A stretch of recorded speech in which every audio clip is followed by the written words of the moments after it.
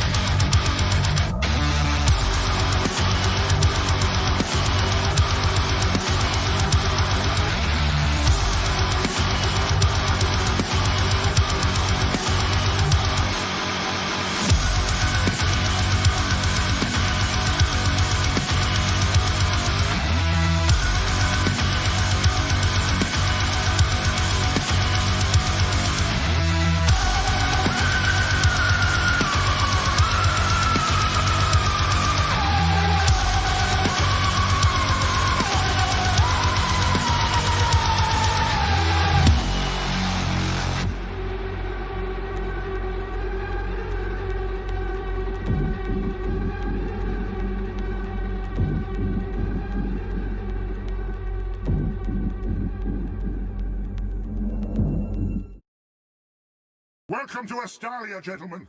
I will not lie. The chances of your survival are small. All right, guys, we're here. It is time for some Swiss League replays. Hope you guys are all doing well, staying safe in these dire times. 2021 is upon us, and things are getting pretty hog wild. So yeah, this is our ongoing league here on the channel. So we're going to be going through a couple best of five. So today, let's run through the tail of the tape. So we have Anticity facing off against Showtime of Clan DDG, I believe. From there, we have myself facing off against Contende.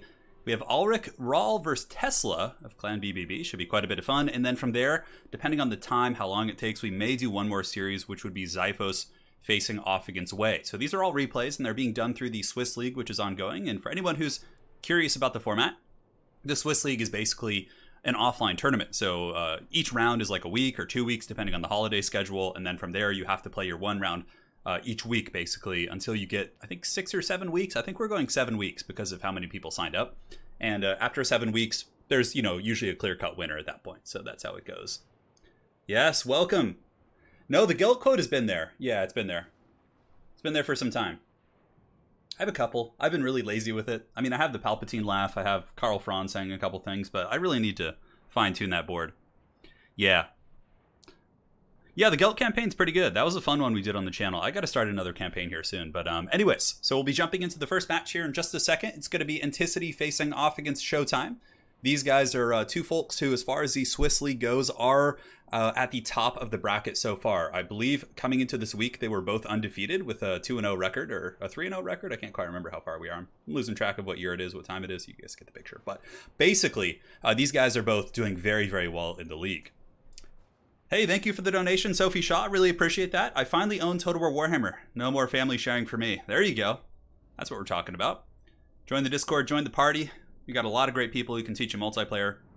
It's pretty active for sure. I mean, the past couple days in the Discord, there's been at least 15 to 20 people pretty much periodically in chat just going ham, which has been quite a bit of fun. So let me make sure I have the right replay here. I think I do. Yeah, looks fine. Looks fine. I'm going to load it and double check it one more time. That looks like a replay I was casting before. Okay, it is the first replay. Sounds good. Yeah, welcome, and thank you so much for that donation. If there's any mods in chat, if you guys could drop a link to the Discord, that'd be greatly appreciated. If not, I will do it after this first game or series here, so we'll get it going. All right, Anticity on the Vampire counts. Showtime on the Greenskins, a matchup that I would say is still slightly Vampire count favored, but Greenskins can certainly win it. It's probably like a 45-55% matchup in my opinion, so it's not terrible. Greenskins got some great tools with, trolls and stone trolls, and obviously Savage Orc Biggins can do a huge number right here, so it's pretty cool. Welcome. Once again, Sophie, thank you for the donation, and now we move forward into the battle. So let's load in and have some fun. So for the Greenskin Hordes, which are going to be led by Showtime, he's got the Savage Orc Biggins in the front line. They're pretty exceptional against the Vampire counts. Huge buzzsaw damage, so they can cut through skeletons and zombies in a matter of seconds. As a matter of fact, if you have a Savage Orc Biggin charges like a zombie unit, it's going to crumble that unit probably, I don't know, maybe like 5-10 seconds. It's really fast. Like, they put a huge hurt on them. And on top of that, anti-large, good against Vargulfs. Trade's okay against like Black Knights and Cavalry. Savage Orc Biggins really are one of the cornerstones of this matchup. So whole front line is going to be Savage Orcs backed up by Orc Boys. Now, a little bit of a different variant on this build. Normally, I was going to say, where are the archers? But he's got Savage Orc Arrow Boys back here, which I think he just forgot to deploy in his army. So I would imagine that the Savage Orc Arrow Boys are just going to be moving up and probably, getting in formation here. But we got Stone Trolls, Skulkers, Hag, plus Grom the Paunch. You wouldn't think like a Chariot character is super good against vampires, but it actually is, because he's incredibly tough to snipe, and pretty much every vampire count player and their dog and their mom and cousin is going to have a hard-on for Lord sniping, right? So a character like Grom, who's like more or less impossible to snipe in the early game, is a really good choice for sure. So here we go. The battle is underway for the Vampire counts and Anticity. We do have the Strigoi Vampire Lord. We do also have Cairn Wraiths, a bunch of zombies, and it's going to be a couple Black Knights in the back. A nice swarming build. Has some ghostly units. Cairn Wraiths, of course, are a little bit of a pain in the ass for the Greenskins to deal with, simply because they're ghostly. And Greenskins, aside from the Spirit Leech on the Hag, you don't really have much magic damage. Now, you can still kill them by like surrounding them and things like that and going that, old school route, but for the most part, still very annoying to deal with. Yeah, Savage Orc Biggins are really good. Probably one of the better units on the roster. Very good against the undead factions. Pretty good against, I would say, Beastmen, for example, as they beat most of the Beastmen infantry and can trade okay with Minotaurs. Like, they are glass cannons, though. And it looks like the archers have been pulled up, so the dreaded tactical reserves have been moved here into the formation. John Burnett, I'm looking forward to some great matches today. Dude, we got a bunch. Some really fun ones for sure. It's been a great week of competition. So here on the flank, Anticity, of course, going for the weak spot in the formation. There's not really too much support here, so maybe charging in. No, it looks like he pulls back at the last second. Interesting choice. I think he's waiting to get a full surround yet. So here comes a big, thick charge. These Savage Orcs are going to get hammered pretty good. And, this is one way to really deal with them effectively, is to isolate them and just hammer them with cheap cycle charging. So the Black Knights get in there. Pretty good DPS for sure. Granted, Black Knights aren't like huge shot cavalry. They're more of a sustained combat unit, so they need to stay in there a little longer. And it looks like Showtime is going to be able to respond with the Stone Trolls and fend them off. Honestly, yeah, not bad. Looks like the Greenskins were able to take that like champs. Now the dreaded Black Coach is going to be coming in on the other side, but the Trolls are ready. So yeah, Anticity definitely does not want to charge into the Stone Trolls there, because the Hag can mither them, slow them down, and she herself has enough mass to really cause some serious disruption here in that situation. So here it comes, and more Black Knights cycle charging in. A little bit of a risky gambit considering the Stone Trolls are here, and they'll trade very effectively. Grom the Paunch coming as well, may even pop his big AoE buff. Degraduns is here, which certainly wouldn't be a bad choice. Yeah, we got Skulkers coming in here. This probably is not going to be a good long-term trade here for the Vampires, as their Black Knights really are getting crumped pretty badly. Now on the front line, Savage Orc Biggins going to be piling in and doing their mortal combat. It looks like Mither going down on the far side, slowing down the Black Knights, allowing the Trolls and 8-peak Loonies to really get their prison shanks in there. Currently 8 speed. That is not fun for those guys, I would imagine. But yeah, as predicted, the Greenskins are doing very well here. The Black Knights are just getting absolutely dunked on, and the Savage Orc Biggins still holding with the leadership support of the Greduns is here in the WA, which does give ITP to everything. Every time I say ITP, it reminds me of like, it reminds me of the Insane Clown Posse. I have no idea why that just like, my brain has created that like synaptic shortcut. So strange. Anyways, Grom the Paunch, yeah, big buffs here. Savage Orcs must be buzzsawing through, and you can see the Savage Orcs, like I said, crumbling the zombies in a matter of seconds, and they'll be able to kill the skeletons and probably survive this charge from the Black Knights as well. Such a cost-effective, strong unit in this matchup. Now, as far as the balance of power goes, it's actually not going bad for Anticity and the Vamps. Despite the good engagement here for the Greenskins, Anticity has been able to break these Stone Trolls. Now he's chasing these bad boys down. Beautiful play by Anticity. Classic stuff. Probably just leaving the Black Knights to do that and pulling the Black Coaches back into combat would be a good play. I think it's a little bit overkill chasing them off with 3 units, but it's a very easy mistake to make. Aledron, thank you for the donation. Hell yeah, brother. Appreciate the 20. Let's have some fun tonight. We will. We're going to be going through a couple best of 5s, and then we'll be doing a free-for-all to close things out as we usually do. And next weekend, I'm going to be starting the ECL. So the official ECL season is going to be starting next weekend, so stay tuned for signups on that. And then the weekend after that, we're going to be doing probably a faction war. And then after that, we're going to be having the Legendary Lords Tournament replays are going to be beginning to get streamed and all that sort of good stuff. So we got a ton of great stuff on the horizon here, guys. Savage Orcs still doing the work of the gods. And, you know, despite facing ghostly units, these Orcs do not give a shit. And they are cleaving these Camerates asunder. You can see these ghostly people taking quite a righteous beating here. And it looks like the Black Orcs, or excuse me, the Black Coaches are being used to chase down some routing archers. And it's a very, very close game here. Another blob fight, probably going to go a little bit better for the Greenskins. The big thing for the Greenskins to have a chance at winning this game is to make sure that they keep the Stone Trolls for the remainder of the game, ideally, right? That's like the mass. That gives you a lot of like ways to stop the Strigoi Lord from cycle charging. It gives you ways to stop the Black Coaches. Otherwise, those Black Coaches are just going to be going balls deep in the formation here. I don't know if Showtime is a famous StarCraft player. I don't know. I've seen him. He's in Clan DDG, I think. Yeah, I'm not sure. Anyways, here comes the Black Coach once again going through the Savage Orc Biggins. A great trade, does magic damage, circumvents the physical resist of Savage Orc units, causes terror. Very, very powerful piece in this matchup. Typically you see that used quite often here. Grom the Paunch moving back in. Grom the Paunch is very healthy, and that's got to be a good feeling for any Greenskin player against the counts at this point. Currently, Vampire counts are a little bit ahead here in this game. It's hard to say. Balance of power is pretty darn close. We still do have the Strigoi Vampire Lord. I guess we have some zombies. We have a Necromancer, and the 2 Black Coaches are really the reason why the balance of power is good for the Vampire counts, because aside from that, they don't have much left, right? The Karen Race are dying, zombies are dying. It looks like this Necromancer is going to pay the Troll Toll as well. You can see here, yeah, oh, nice breath attack coming in there. Able to roast a couple of them Savage Orc boys. The Strigoi Vampire Lord's quite cool, one of my favorites. He's got Spirit Leech, which is great. He also has a free healing spell called the Ghoul King of Oshoron. The one thing you're giving up, of course, is the Zombie Dragon breath attacks, which can be very powerful compared to the Strigoi breath attacks, or not the Strigoi, but the Terrorgeist. So, a little bit of give and take there. In the backfield, Savage Orc Airboys are pushed off. This is nice. Get rid of the ranged tools for the Greenskins, which means your Black Coaches and other assets can cycle charge at whim with some nice zombie summons. The other Black Coach overchased on the edge of the map. A little bit of a mistake, I think. I think you should have just used the Black Knights to chase off those dudes, because the other Black Coach could be much more impactful here in combat than the Black Knights, in my opinion. But the problem is for the Vamps is now, yeah, their Necromancer is surrounded, and he has the Raised Dead and Rod of Corruption. On top of that, the White King is probably going to begin to get beaten on pretty good here by the Trolls. And yeah, look at this. The Strigoi Vampire Lord's getting worked on a little bit. Opal Amulet is popped to give him some ward save, so that bad boy will be able to pull back, get some cycle charging. I don't know what I'd go after here. Probably, I think Anticity has the right idea going after the River Troll Hag.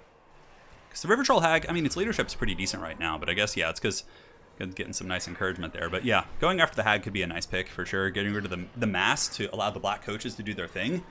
The Trolls are almost broken too. Maybe trying to trigger some sort of a break on the Trolls. It looks like the Vamps are kind of out of summons though, because losing the Necromancer means they lost Raised Dead, right? Which is huge, because now the Strigoi Lord only can summon ghouls, which he's probably used both of those this game. So now there's no more summons. Now normally in this situation, the Vampire counts would be, you know, super chubbed up, right? They would just be dropping like Raised Deads here and then cycle charging with their Black Coaches while they cycle through like 3 Raised Deads. They would be in a very strong position, but now without Raised Dead and the Necromancer, this could be a very, very different game, as the Greenskins still have some pretty good mass. You can see the Lunch Lady coming in there with that giant sack of meat and whooping on that Black Coach. Oh my god, the giant River Troll Hag model in Tabletop is actually so cool. It looks pretty similar to this one, actually. Pretty similar. Pretty cool. Strigoi Lord coming in, getting some nice terror routes here on the Savage Orc Biggins, who no longer have the Frenzy. So a nice little pick right here. Can use these Black Knights to chase down these pretty healthy units of Savage Orc Biggins. But Grom the Paunch is still pretty full chub. This black coach is going to be getting afflicted with Spirit Leech, and the stone trolls are broken and terrified, so they're actually broken. This is probably super important for the vampires. Like, if they can't chase down these stone trolls, I think they might actually lose the game despite being ahead.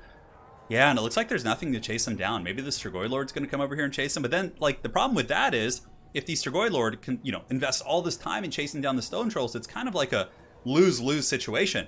The, you know, the rest of the Greenskins are going to be able to kill the Black Coach. Gran will kill the White King. The other Black Coach will probably die to the Hag. So it's like a trade-off, right? I don't know, yeah. I don't know what I would have done in that situation. Getting rid of the trolls is pretty important, but on that same note, without the Strigoi Lord here, the Greenskins are really starting to dominate the fight. The Black Coach here is dead. The other one's on death's bed. We do have the White King here. And of course, in accordance with tournament rules, I'm pretty sure they have to stay in combat here. That's why the Black Coach isn't cycle charging, because there's no zombies or chaff units. Normally having the Necromancer or someone to drop Raised Dead would allow the Black Coach and the other characters to really abuse their strengths here. So here comes the giant River Troll Hag. She gets stuck on the dreaded Black Coach terrain piece. Now she's going to be coming in and beating down this White King here. Giant River Troll Hags are so cool. 360 weapon strength, great AP. Should be able to finish off that White King, no problem. And now all the vampires have left is the frickin' Strigoi Lord. And he's chasing down the dudes over there. Oh, man. We'll do a little bit of fast forwarding, but Strigoi Lord chases down the trolls, coming back to fight. Balance of Power still isn't point of no return, but it actually is. Grom the Paunch being that healthy. Giant River Troll Hag is in relatively good shape and healing, mind you. And now they're just going to swarm him, and that's going to be game blouses. Strigoi Lord is no slouch in combat, but without, you know, some infantry on the ground to support him, he is going to get beaten down. And that is going to be a game 1 victory for the Greenskins. A nice comeback. I felt like the vampires were doing pretty well over the course of that whole game, but in the end, it doesn't even matter. Oh my god, I was watching, so that's game 1 for Showtime in that best of 5. I was watching this movie from like 2001. It was called like SWAT or something. It's like a corny police movie. It has like Colin Farrell and like LL Cool J and like just Samuel L. Jackson, like all in their early 2000s glory, right? And there was like a scene where the villain is like driving in some like, you know, early 2000s sports car. And then he's like blasting Linkin Park like super hard. It was so funny. I was like, oh my god, this was actually how it was back then, yeah. Ephraim Vaugh, thank you for the donation to the $4.99, man. Appreciate that. Sterling Little said he had his first multiplayer win today. Congratulations, man. You're catching your first tournament stream. Dude, you're the chosen one, dude. It's all coming together. And if we take a look at Showtime's build and value, Grom did pretty good. River Troll Hag at 1,600 gold value. That's pretty good and tasty. Let's see what else we got. Yeah, Savage Orc Biggins, 1,500, 1,000, 1,200. Like, dude, 1,800 on these Biggins. I'm telling you, if you are playing Greenskins into Vampires, bring Savage Orc Biggins. They are so good. And Stone Trolls did pretty good. One of them did at least. The other one got routed early, but you know, it's inevitable. Vampires will usually route something, so. Yeah. And for the Vamps, 1,800 here. 1,100 here. It was a good build, for sure. I mean, a lot of it just came down to execution and little plays here and there. I think either player honestly could have won this based on their builds. Just came down to the engagements and stuff. So, Black Coaches, yeah, 1,300, 900, pretty good. Karen Race were kind of got crumped a little bit by the Savage Orcs. I think you can't use the Karen Race in like the frontline fighting. I think you have to like rear charge with them and surround. Yeah, hard to say. Brandon Bills, thanks for becoming a new member here on the channel. Really appreciate it. Welcome to the Dukes of Haggard, man. And Palpatine will welcome you with his glorious cackle. Yes, yes. I know, man. It was so weird hearing like Linkin Park used like in a movie soundtrack. Yeah, pretty cool stuff. All right, guys. So next game, we're going to be loading this bad boy up here in just a second. So let's pull up the little screen blocker here so you guys can't see the replays. We'll go from there. So game 2 between these two fine gentlemen. Let's find it. It's going to be Anticity on the Wood Elves against Showtime's Bretonnia. Ooh, that should be fun.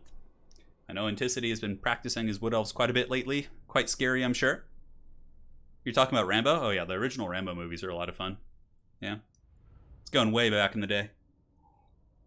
I've been binging like haggard 90s action movies with like Wesley Snipes and Nicolas Cage. Oh my god. Con Air. Do you guys remember Con Air with Nicolas Cage? Like the glorious mullet he has in that? Well, it's not really. It's kind of like a hybrid mullet, but nonetheless, it's pretty good. Yeah, in the end, it doesn't even matter. I know. That could become a meme here on the channel. I'm just going to start dropping Linkin Park lyrics after every battle. All right, guys. So for the forces of Showtime, it's going to be Bretonnia coming in with the dreaded peasant mob front line with some spearmen at arms. Mass peasant archers, always pretty good here. You know, they do well against light armor. They have poison. They're pretty cost effective. In the back, Bretonnia does have a big Knight core, so it's going to be Knights of the Lionhearted, Knights Errant, and backed up by more Knights Errant, actually. Some Grail Knights mixed in there, and the Companion. So a very, very... You know, honestly, that matchup's was pretty close. I think Vampires could have won it. It could have gone either way. But yeah, as far as the Cav of Showtime goes, he's got more or less like just a bunch of random ones. He's got like Lionheart Knights, he's got the Companions for their anti-large, and he's got some Grail Knights too, which is kind of cool. Gives him some magic damage against the Lost Sylvan Knights. And the double Paladin up in the sky, a little bit risky for sure. Sometimes Wood Elves can go for aerial dominance builds with like Tempest and things like that, so you got to watch out, but in this case it should be okay. So we got Waywatchers on the ground, Deepwood Scouts, so not triple Waywatcher. I don't know why it's lagging a little bit. Hold on, let me pause and minimize and check something real quick. That looks fine. My potato is just like, Anakin, I'm too weak, help me. Just close Discord, close everything we're not using here. Yeah, we'll see what happens. Once I hit play, it shouldn't lag. Anyways, it's going to be Deepwood Scouts and Waywatchers. Lost Sylvan Knights, an interesting choice. You don't really see them too often against Bretonnia because, you know, Enchantress has an AoE magic aura, Mortis Engine effect. They have Grail Knights. They have, other elite knights, right? So it's a little bit risky, but we'll see how the Lost Sylvan Knights do. A bunch of spears and Azrai spears backing them up with Mel Gibson, the Master of the Wild Hunt, coming in and getting ready to do some business. You guys talking about, oh yeah, Con Air is great. Your dad loved it, I know. Con Air is an amazing movie. My friend and I used to watch that when we were in high school. We'd like watch it like once a month. Because we were both like thought Nicolas Cage was like the funniest thing ever. The armies are advancing. Pretty good play from Anticity so far, sniping the peasant archers. It's very common. Get rid of the ranged assets of Bretonnia and force them to attack into your spears, etc., etc. Lost Sylvan Knights charging in to try and get some value against the peasant mobs, although they might end up losing a Stag Knight to these double Paladins. Yeah, it's pretty unfortunate losing a Stag Knight model, 2 of them early actually, to the Paladin charge, because they can't be resurrected like, you know, undead cavalry and things like that. So gonna pull back those Lost Sylvan Knights, get them in position once again. The Paladins, of course, hit hard enough that despite the 75% physical resist, they can still kill the models outright. So right there, the Lost Sylvan Knights charge into some peasant mobs, trying to get some of that sweet, sweet farmer kill. And mainly the main goal, reason they're doing that probably is to force the Bretonnia Knights to commit to countercharge them. And then from there, they're just going to be kind of shooting them with Waywatchers and some of those other elite assets here. So we'll see how it goes. Lost Sylvan Knights pulling up on the flank could certainly intercept the Knights of the Lionhearted. Granted, they do magic damage. I didn't remember that. No shit. Since when do Knights of the Lionhearted do magic damage? I guess I'm just crazy. Okay, that's really strong, actually. So they'll be able to outtrade those Lost Sylvan Knights and kill them super easily. Okay, I learned something new today. I learned something that I certainly forgot. Archers still shooting in, ripping some big shots into the very expensive Grail Knights, and it looks like the Bretonnian Paladins are pushing in a little bit aggressive, especially considering, Mad Max is over here. We have Orion, the Master of the Wild Hunt, coming in, and he's able to fend off those Paladins, throwing a spear into his back while he tries to flee. But the Paladin takes very little damage, so at the end of the day, the trade wasn't too terrible. Now, it looks like Showtime is getting a nice surround. He's taking some damage from the Archers, but it's very much a slow, methodical game plan here in this matchup. You kind of just got to slowly push the Wood Elves back and get a nice, big, full surround and then collapse all at once and just butter their bread in that way. So we got double Paladin, like I said. Yeah, it is Enchantress, yeah. She's on foot, which is interesting, not on the Unicorn. So not going to be able to kind of keep up with these engagements quite as well, but we'll see how it unfolds for her. Peasant Archers trading super well. Deepwood Scouts getting shreked really, really hard by that concave fire coming in here from the Peasant Bowmen with the Pox and Fire Arrows. And the Paladins once again charging in. Man, the Lost Sylvan Knights must have taken a charge against the Knights of the Lionhearted. They did. Okay, so my apologies, guys. I missed that. But the Knights of the Lionhearted did charge in there against the Lost Sylvan Knights and almost killed them. Lost Sylvan Knights are on death's bed here. Now, this is probably the first really good situation here for Anticity. He's able to get both Paladins surrounded with the Mel Gibson nearby, and he's getting big damage here on the Paladin units. Granted, it looks like they're able to get away, and he doesn't quite get the value of taking any of those out, so we'll see how that unfolds. But Knights of the Lionhearted doing the work of the gods, and the problem with Wood Elf spear units against cavalry is they're all very lightly armored, so even cycle charging, if they're not braced, can still destroy them, despite the fact that they're spears, and also the Peasant Archers are doing a really, really good job against these units. Good Pendulum right there. Really nice one there by Anticity. Able to nuke 2 units of Peasant Archers, might actually be able to break them. In the backfield, some Knights Errant are kind of crumped a little bit, but then the brave other Knights Errant and the Knights of the Lionhearted coming in. Lance's couched, magic damage. These Stag Knights are going to get absolutely shreked by that magic damage. Because again, they have 0 armor. They're completely dependent on their physical resist, right? So when the magic damage comes in with that, huge burst damage from the Knights of the Lionhearted, it's just pure destruction. And it looks like the Wood Elves are being forced back into a pretty awkward situation.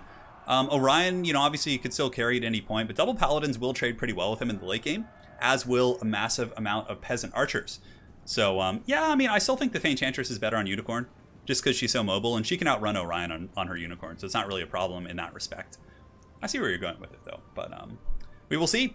So the Wood Elves are trying to fall back behind the trees. The one thing that Anticity really does have going for him is the fact that he does have 2 of his Way Watchers online, and both are in pretty good shape. The Bretonnian Cavalry is getting a little bit tattered as well. Knights Errant are in pretty bad shape, and Knights of the Lionhearted are quite damaged. Grail Knights, I think, are forced off. We have Companions over here, and yeah, some Grail Knights. But yeah, pretty tattered for sure. Double Paladin, though, and Fae is going to be really scary in the late game. If it becomes a blob fight, for example, with some peasant mobs and Azrai Spears, they will always have that advantage.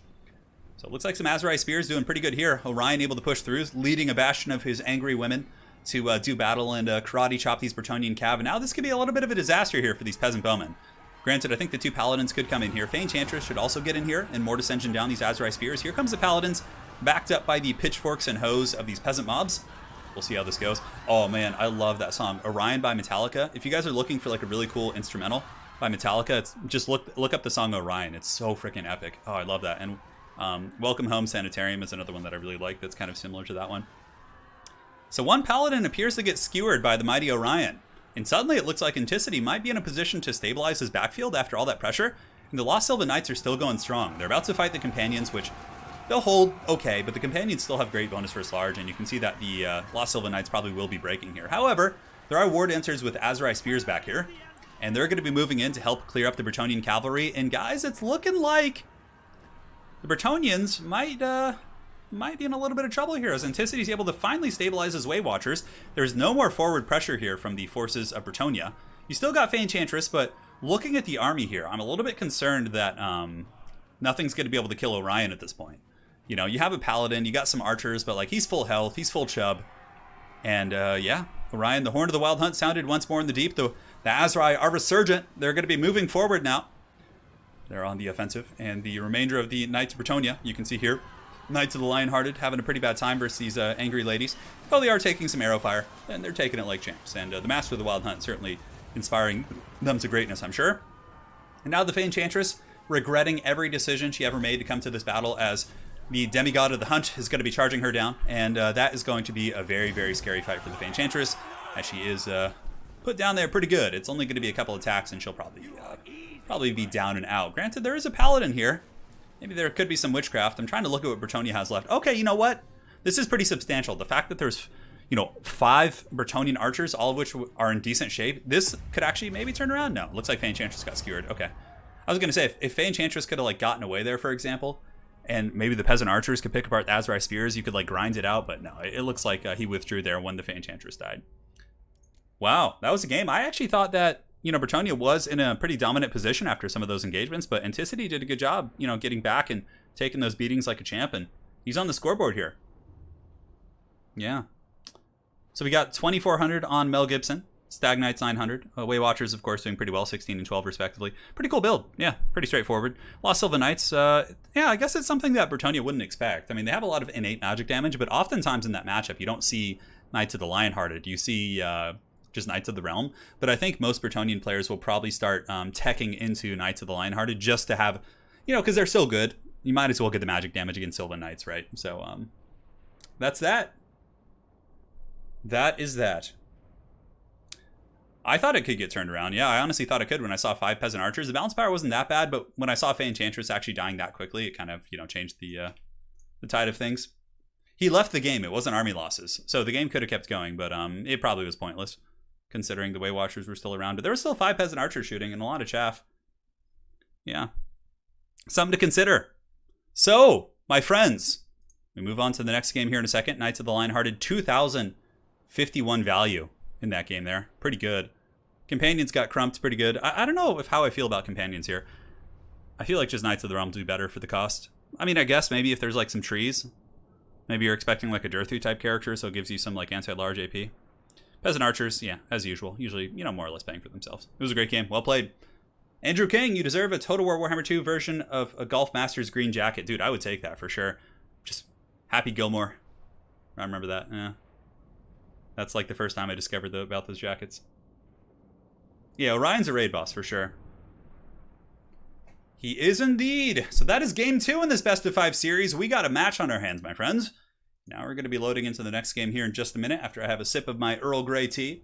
Chat with you guys here for a minute. Yeah, life's good, man. Life is good indeed. Again, Andrew King, thank you for that very generous donation, man. So yeah, a lot of fun stuff on the horizon. We got the another faction wars coming up. We have the Great Legendary Lords tournament, which is going to be super fun. The players are just started playing their games now in the group stages.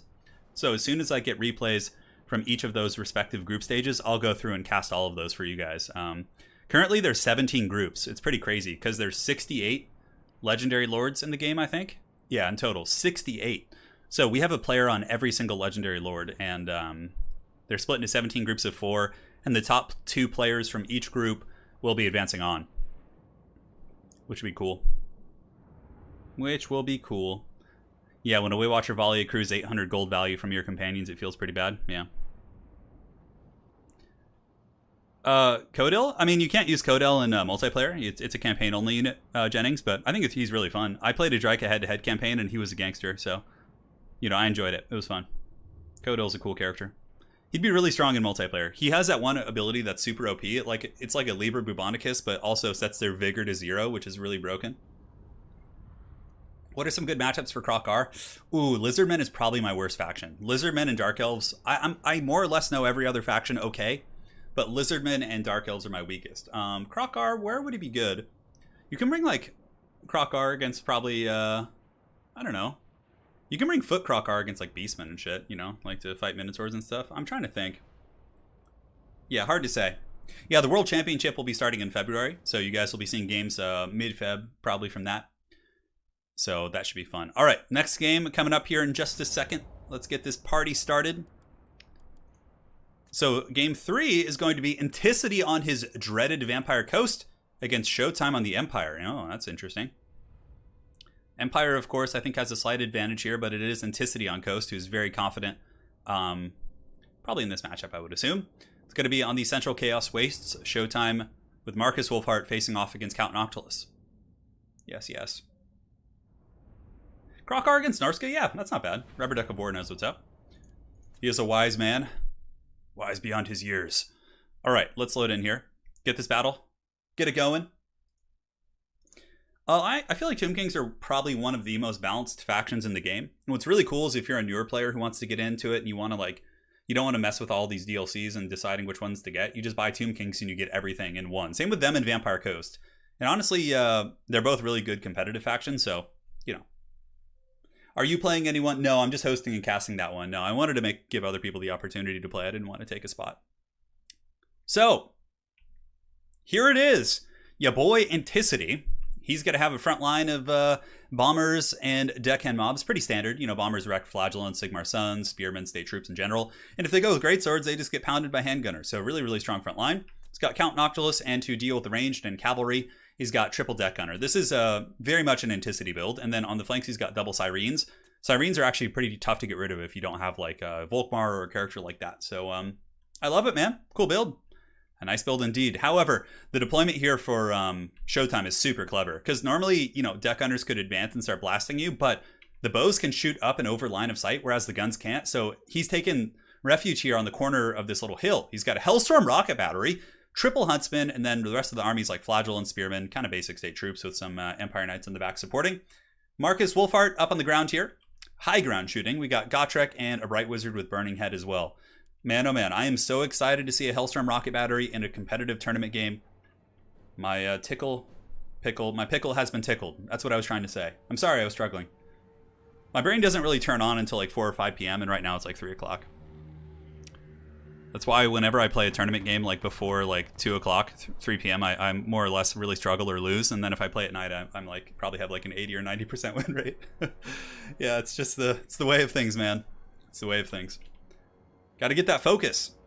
All right, so the Dread Legion of the Vampire Coast is going to have to advance while they are taking a torrent of fire. So let's sit back and enjoy some fireworks.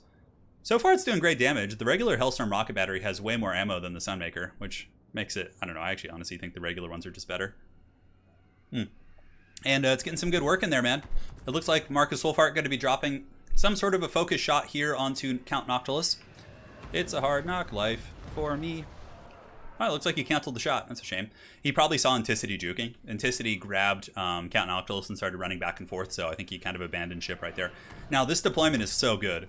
Like, the guns are all obstructed until they get to the high ground. That is, like, such a clever play by the dreaded Empire here.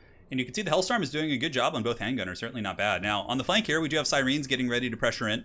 We also got some Scurvy Dogs, and I think as far as the multiplayer community goes, I think Inticity has probably some of the best Scurvy Dog and Hound Harass micro in the entire game. He's very, very good at it, so we'll have to keep an eye on that as this game does progress here. So here they go. Hellstorm rocket battery still pounding into those guys. Ammunition is still at about 75-80%. Not bad. So there's still much more to come. But yeah, shooting the handgunners is fine. Shooting deck gunners is probably a good play too. Like right here, because they're kind of bunched up, so you probably have a good chance of hitting them both. And yeah, you can see he's switched right now, I think. No, he's still shooting at these guys. Hellstorm rocket battery, very much a hit-and-miss piece, quite literally. Spraying everywhere. That's what she said. And now we have the Empire Knights, who are going to be pulling in tight. Empire Knights in this matchup, you don't really use them to go after the coast gun line. You use them to defend your bows and artillery while they kill the gun line. That's the main way you want to use Empire Knights here. Empire Knights can't even kill handgun mobs that quick. Their damage output is quite poor. Now, the Huntsmen are all shooting quite happily. It looks like Roth's Moondial is going to be going down from Count Noctilus, so he summons zombies on top of the Huntsmen here, which is a good play. It forces them back temporarily. But now we have the bows who are cackling on the low ground here. For once, having the low ground is a pretty substantial advantage, and those guys are shooting up and over the hill, and the Hellstorm rocket battery getting some big work in there, man. Oh, baby. Look at that. Those deck gunners getting the business, down to about half health. Granted, one invocation can pretty much top them off since their HP pool is so low, but so far, it looks like Coast is going to be put in a situation they're probably not used to here. And here they move forward. The bombers are coming up the hill. The Hellstorm rocket battery still blasted away. On the far side of the battlefield, we do have the Empire Knights getting the Flaming Sword of Ruin. Nice play there by Showtime, giving magic damage to the Empire Knights. And look how quickly they are annihilating these Sirens. Goodness gracious. What a nice Flaming Sword of Ruin. Instantly, 800 gold or so for the Vampire Coast is deleted from the game. What a good play. And on top of that, some of the Scurvy Dogs do try and come in here, and Showtime is able to get a net of Ammontok. And from here, the Empire Knights are going to be charging into those doggos. Over here, Sirens battling Empire Knights, but of course Sirens will win that without the very, very juicy Flaming Sword of Ruin. So Showtime pulls back his Empire Knights, sends in the Flagellants to kind of screen those guys out, and so far so good. There's a bit of an opening here, though. Inticity does have his Scurvy Dogs to potentially get onto the Hellstorm rocket battery, but man, oh man, Showtime is on point right now. And he's able to get a charge on the Scurvy Dogs. A couple will go down here, but they are able to more or less get away there. Anticity does react in time to mitigate that threat there. So up on the high ground, the deck gunners, see, this is why this deployment is so good. Normally, like in an open field map, Anticity would be blasting you with deck gunners right now. You'd be getting pounded. But in this situation, Showtime really knew the map, and he took advantage of it and really made a good build for it. The deck gunners have not even started shooting yet, which is so painful because so much combat is underway here. So Sirens battling Flagellants is a bit of a messy affair there, and we do have Count Noctilus who's penetrated into the back line. Going to be jumping on the Huntsman, but he's not really good at crowd clearing, so it's not a huge deal. But now this is where shit gets pretty wild, because Anticity does have all three deck gunners up on the high ground, and those guys are now shooting the Hellstorm rocket battery, and they should be able to kill it here in a matter of seconds. Yeah, you can see the Hellstorm rocket batteries in some pretty bad shape. It's getting pounded there by that triple focus fire. Bombers are up on the high ground, so the advantage of the Empire is now gone, more or less. Granted, we'll see if they've gotten enough value here. Nice bomber play from Anticity as well, able to pound those Flagellants. And we got a good old proper scrap on our hands, guys. This is going to be a good game for sure. Yeah, the gun line's moving up and over the hill. Gotrek pushing up. He's going full Last Samurai, marching up the hill, just taking these bombs to the face. The mighty dwarf. He's all good for it, though. He doesn't care. He's cool. He's faced much worse. Much worse indeed. So if we look around, the deck gunners and the handgunners up in the high ground still blasting away. The Empire gun line now. So the Huntsmen, or not gun line, but bow line. The Huntsmen, the Hellstorm rocket battery, like all those Empire tools are running, but a huge burning head coming in, cooking the goose here of these zombie powered deckhand mobs, as well as these ones going into the deck gunners. Not doing too much, but oh man, you know what I'm a little bit concerned about right here? This situation. You guys see the situation here? We have like a huge blob of units, and like a big burning head could just eviscerate this whole Vampire Coast army. Yeah, we will see how it goes. So in the meantime, Count Noctilus is trying to chase down Marcus Wolfheart. Looks like Marcus rips a fat shot to his face right before he makes contact, but you definitely don't want to be fighting that. So Marcus does drop a really nice net right there, which is going to be locking Noctilus in place, pulling in the Empire Knights to try and sweep out the back line. But will the Empire get any troops back? It looks like they have some Huntsmen and other units that might be able to come back. We'll find out here in a second. But yeah, like currently I think Anticity is actually not in bad shape. He's done a good job getting back into this game. Look at the nasty, disgusting firepower from the coast. Just pounding this Empire army on the low ground. But one burning head could change everything. Like if a burning head comes down here, it's going to kill like half of his army. He's really got to be careful about that. Some Scurvy Dogs coming in, rear charging the Spearmen, trying to clean up. Sigmar Sons are doing a good job pounding into the handgun mobs here in the front, and Gotrek moving in as well. The Empire Knights are pursuing, and it looks like the Vampire Coast is pretty much out of frontline tools. They don't have too much left, and Count Noctilus is actually being kited by Marcus Wolfart, and yeah, he's taking quite a bit of damage in the process. Sigmar Sons really the heroes here, and Gotrek as well, pushing into that line. Oh god, it is as we predicted. So bombers get a lot of damage on them. Handgun mobs gonna get cooked as well. Oh god, it's going into the handguns on the high ground. Oh no, Anakin, so much damage. Ouch, dude, that hurts. Like that was a game-winning play potentially. That gets the Empire back in the game, in which I think they were kind of falling behind here. Like all these units are crumbling now, like just brutal damage. And I think Marcus should be well enough able to take care of Noctilus, especially in open field here. We will see. So Marcus Wolfart's going to be falling back right now, and Showtime with a nice rally over here on the flank. Some Empire Knights who are chasing down Doggos and now get into the Deck Gunners, and Deck Gunners are one of the squishiest units in the game. So the Empire Knights should be able to clean them up pretty quickly, and yeah, just so much crumbling. Gotrek is still here too, which is a huge pain. And it looks like the Empire is starting to pull ahead in this match, as now they're resurging here on the front line as the Flagellants and Flanking Corps moves up the hill. Some Scurvy Doggos causing some serious problems. Looks like Count Noctilus still getting shot. Ooh, nice Hunter Snare right there. Able to lock down those Doggos and buy some time for the Huntsmen to retreat there. That was pretty painful. Yeah, that burning head was a thing of beauty. And all the Deck Gunners are going down now, which is going to be a huge, huge loss here for the Vampire Coast. Looks like a couple of them might be able to rally with the Empire Knights breaking, but Gotrek has got a full hard on here, and he is not going to let those guys get away. That is for sure. Huntsman's shooting away, going after the Scurvy Doggos. Flagellants and Unbreakable Troops should be able to break, even though there's one Flagellant plus 30 right there, and 20 Spearmen. Looks like those zombie-powered bombers should be going down here relatively soon. The Huntsman's still in all right in the ammo department, too. This is going to be one of those Count Noctilus versus everyone else games here, as Count Noctilus just waddles around. And it looks like Marcus winding up a focus shot of some sort. It's hard to tell because I think he's obstructed right now. Oh, he rips it and kills a bunch of his Huntsmen in the process. A little bit unfortunate there, but it's not the end of the world. Marcus still has a metric shit ton of ammo. He's a little bit slower than Noctilus, but he should be able to get away and, kite him pretty effectively here with the other support he has. And the Deck Gunners are most certainly on deathbed. They are going to be breaking here. Yeah, you can see these ones are at -5. These ones are still kind of stable. Getting a couple nice shots as these troops charge with the Bright Wizard. I always thought Bright Wizards were such an iconic part of the Empire, the way they look. So cool. He's got like that, what are those like toys in the 90s that had those like the trolls that had that like hairstyle? Yeah, it's pretty funny. Getting into the Deck Gunners, bringing those bad boys down. Gotrek still going balls deep up in the high ground. And now it's looking like it's going to be the Hard Knock Life versus the world. And I think Marcus Wolfart is more than happy to deal with this. And yes, to answer your question, Burning Head does have a leadership debuff called the Burnt Effect, and it does apply -8 leadership, which against Undead can lead to crumbling. It's certainly not bad. Yeah, Marcus getting separation, which is good. Just pull back as far as you can. Just keep popping Count Noctilus in the face, and that should be GG. So from here, we'll do a little bit of fast forwarding as there is some Benny Hilling going on, and with that, the Vampire Coast is going to withdraw, knowing they have more or less no chance. Well played, man. That was a crazy, crazy unique game. The deployment, the builds, it's pretty cool. So well played, man. Killing the Sirens so quick, too, was a huge, huge win. Like, the Flaming Sword onto the Empire Knights against Sirens, that was huge. 975 on the Hellstorm. Not too crazy, but still it forced his opponent forward, and it opened up his strategy, right? Marcus Wolfart with 974. Bright Wizard only 1,400, I'm surprised. Gotrek 600. So the value's more or less split up over the entire army. Although these Empire Knights, the ones that killed the Sirens, got like 1,400 gold value. And Marcus still had a shit ton of ammo, too, so he could have gotten up to like 2,000 by killing Noctilus there, so... Yeah, for Anticity's army, pretty unfortunate that his guns and Deck Gunners couldn't get in position. Like, look how well he did with them, even considering his disadvantage there. But yeah, they weren't able to really even get involved into the fight until he had already lost like 2,000 gold worth of value. Yeah, Marcus' value is alright. It's 974. Nothing crazy. Like, he was going to kill Noctilus there, but then Anticity left the game, so he didn't get a chance to really, do his business. Well played indeed. A solid match. This is best of 5, and now we're going on to Game 4. Will Anticity bring the series back, or will Showtime bring down the steel chair and close out this Gran Turino Swiss League series here? We'll find out. Little tea break right here. Oh, yeah. No, Marcus Wolfart's been really good. He's one of the most underrated lords on the Empire. Like, Volkmar and Franz get all the glory, but Marcus is really strong. I can't tell you how many games back in the day I had won with Marcus. He's so strong. A little bit more like, touch and go. Right? Like, Volkmar you can kind of just throw into the mass and not give a shit, but Marcus you got to be a little bit more careful with. A little bit more finesse, but he's great.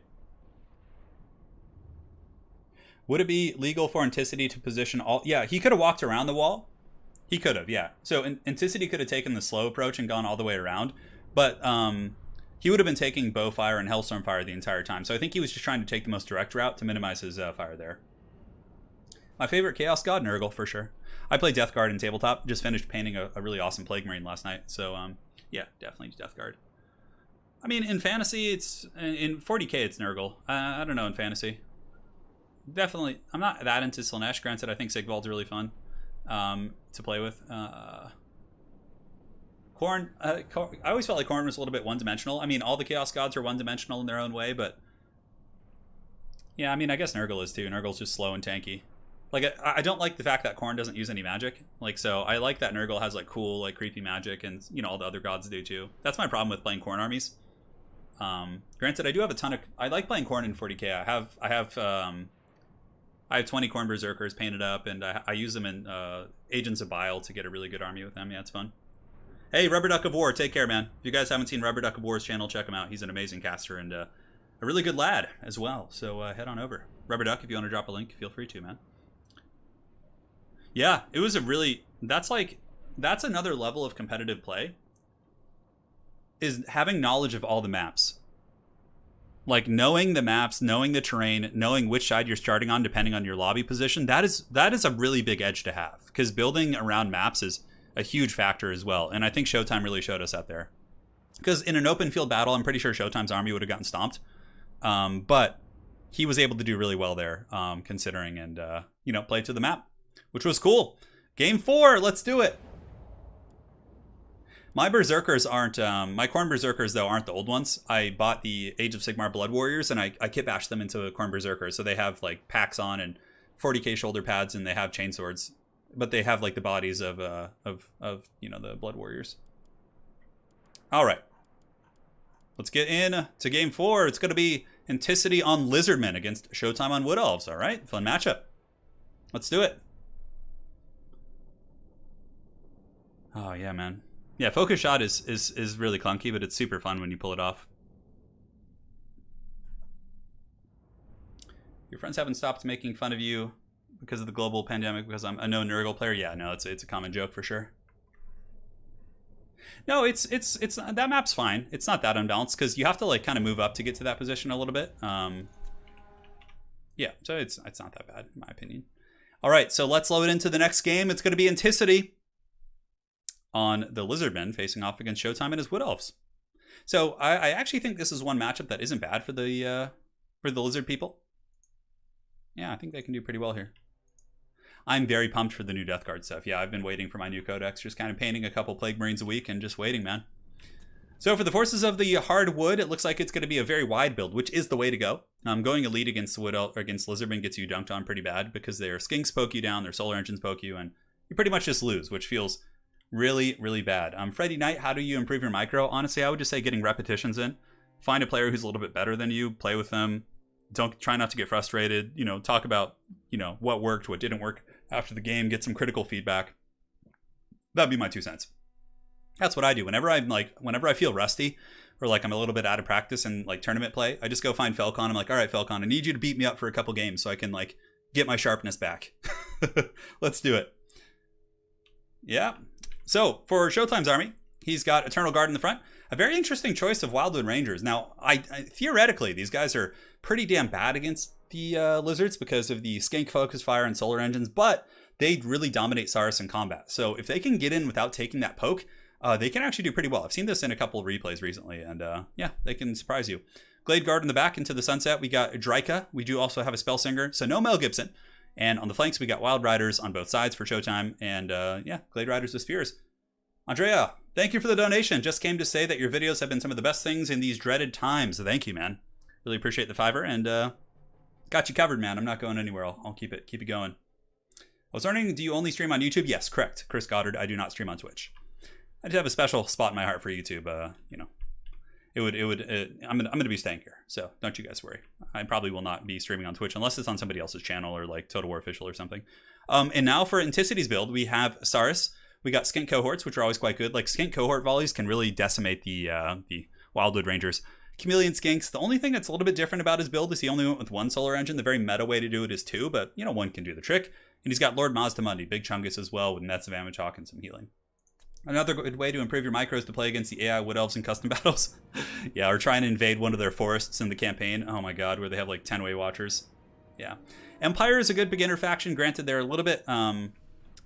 Empire, like, what's great about Empire is, like, they only have, like, 1 bad matchup in Dwarves. They have a couple that are a little bit, like, unfavored for them, but generally, like, Empire is a safe faction to learn because you can theoretically beat anyone pretty consistently with the exception of Dwarves. So, yeah.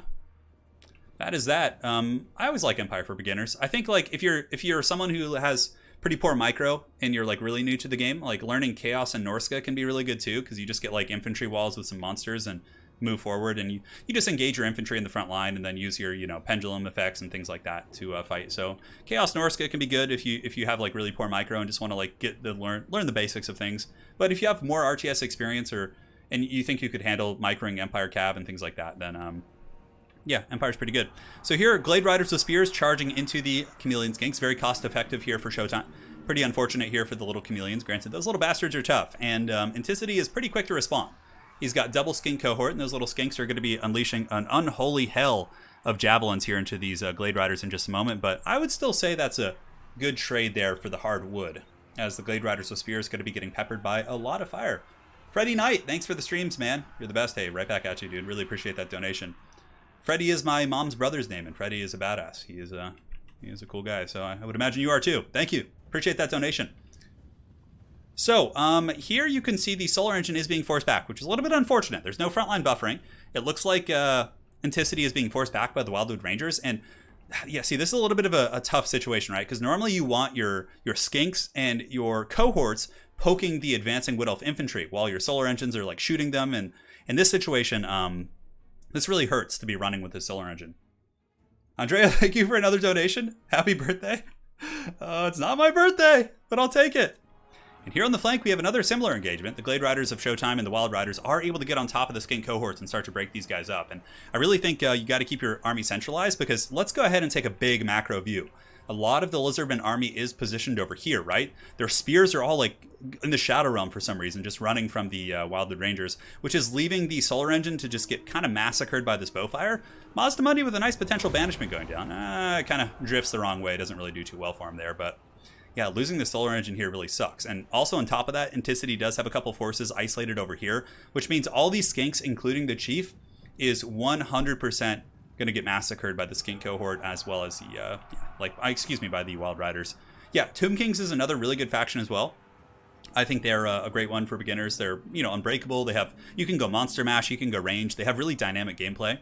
I highly recommend Tomb Kings. I think they're really fun. So yeah, Anticity's army really split up here. Really split up. Now back into this side of the battlefield where we have Lord Mazdamundi and his skinks. Looks like they're battling Draika, who has used some Malevolent Dryad summons, and those Dryads are going to be hunting down the Chameleons here pretty effectively. It's a summon, man. Just chase them down. You know, live long and prosper. Looks like there's going to be a Pendulum, maybe hitting some skinks here. A little bit hard to tell. You know, it kind of goes down the pipe and gets a couple of those bad boys. So now the Lizards are finally starting to advance their infantry, but, like, they retreated because they didn't want to fight the Wildwood Rangers, but now they end up having to fight the Wildwood Rangers with even less support, which is certainly very painful here. So yeah, the Wildwood Rangers should trade well. I'll try and keep an eye on that engagement for you guys. So Skinks getting pushed off the map. The Solar Engine still shooting, thankfully. Nice shot right there, doing a ton of damage against those bunched up archers.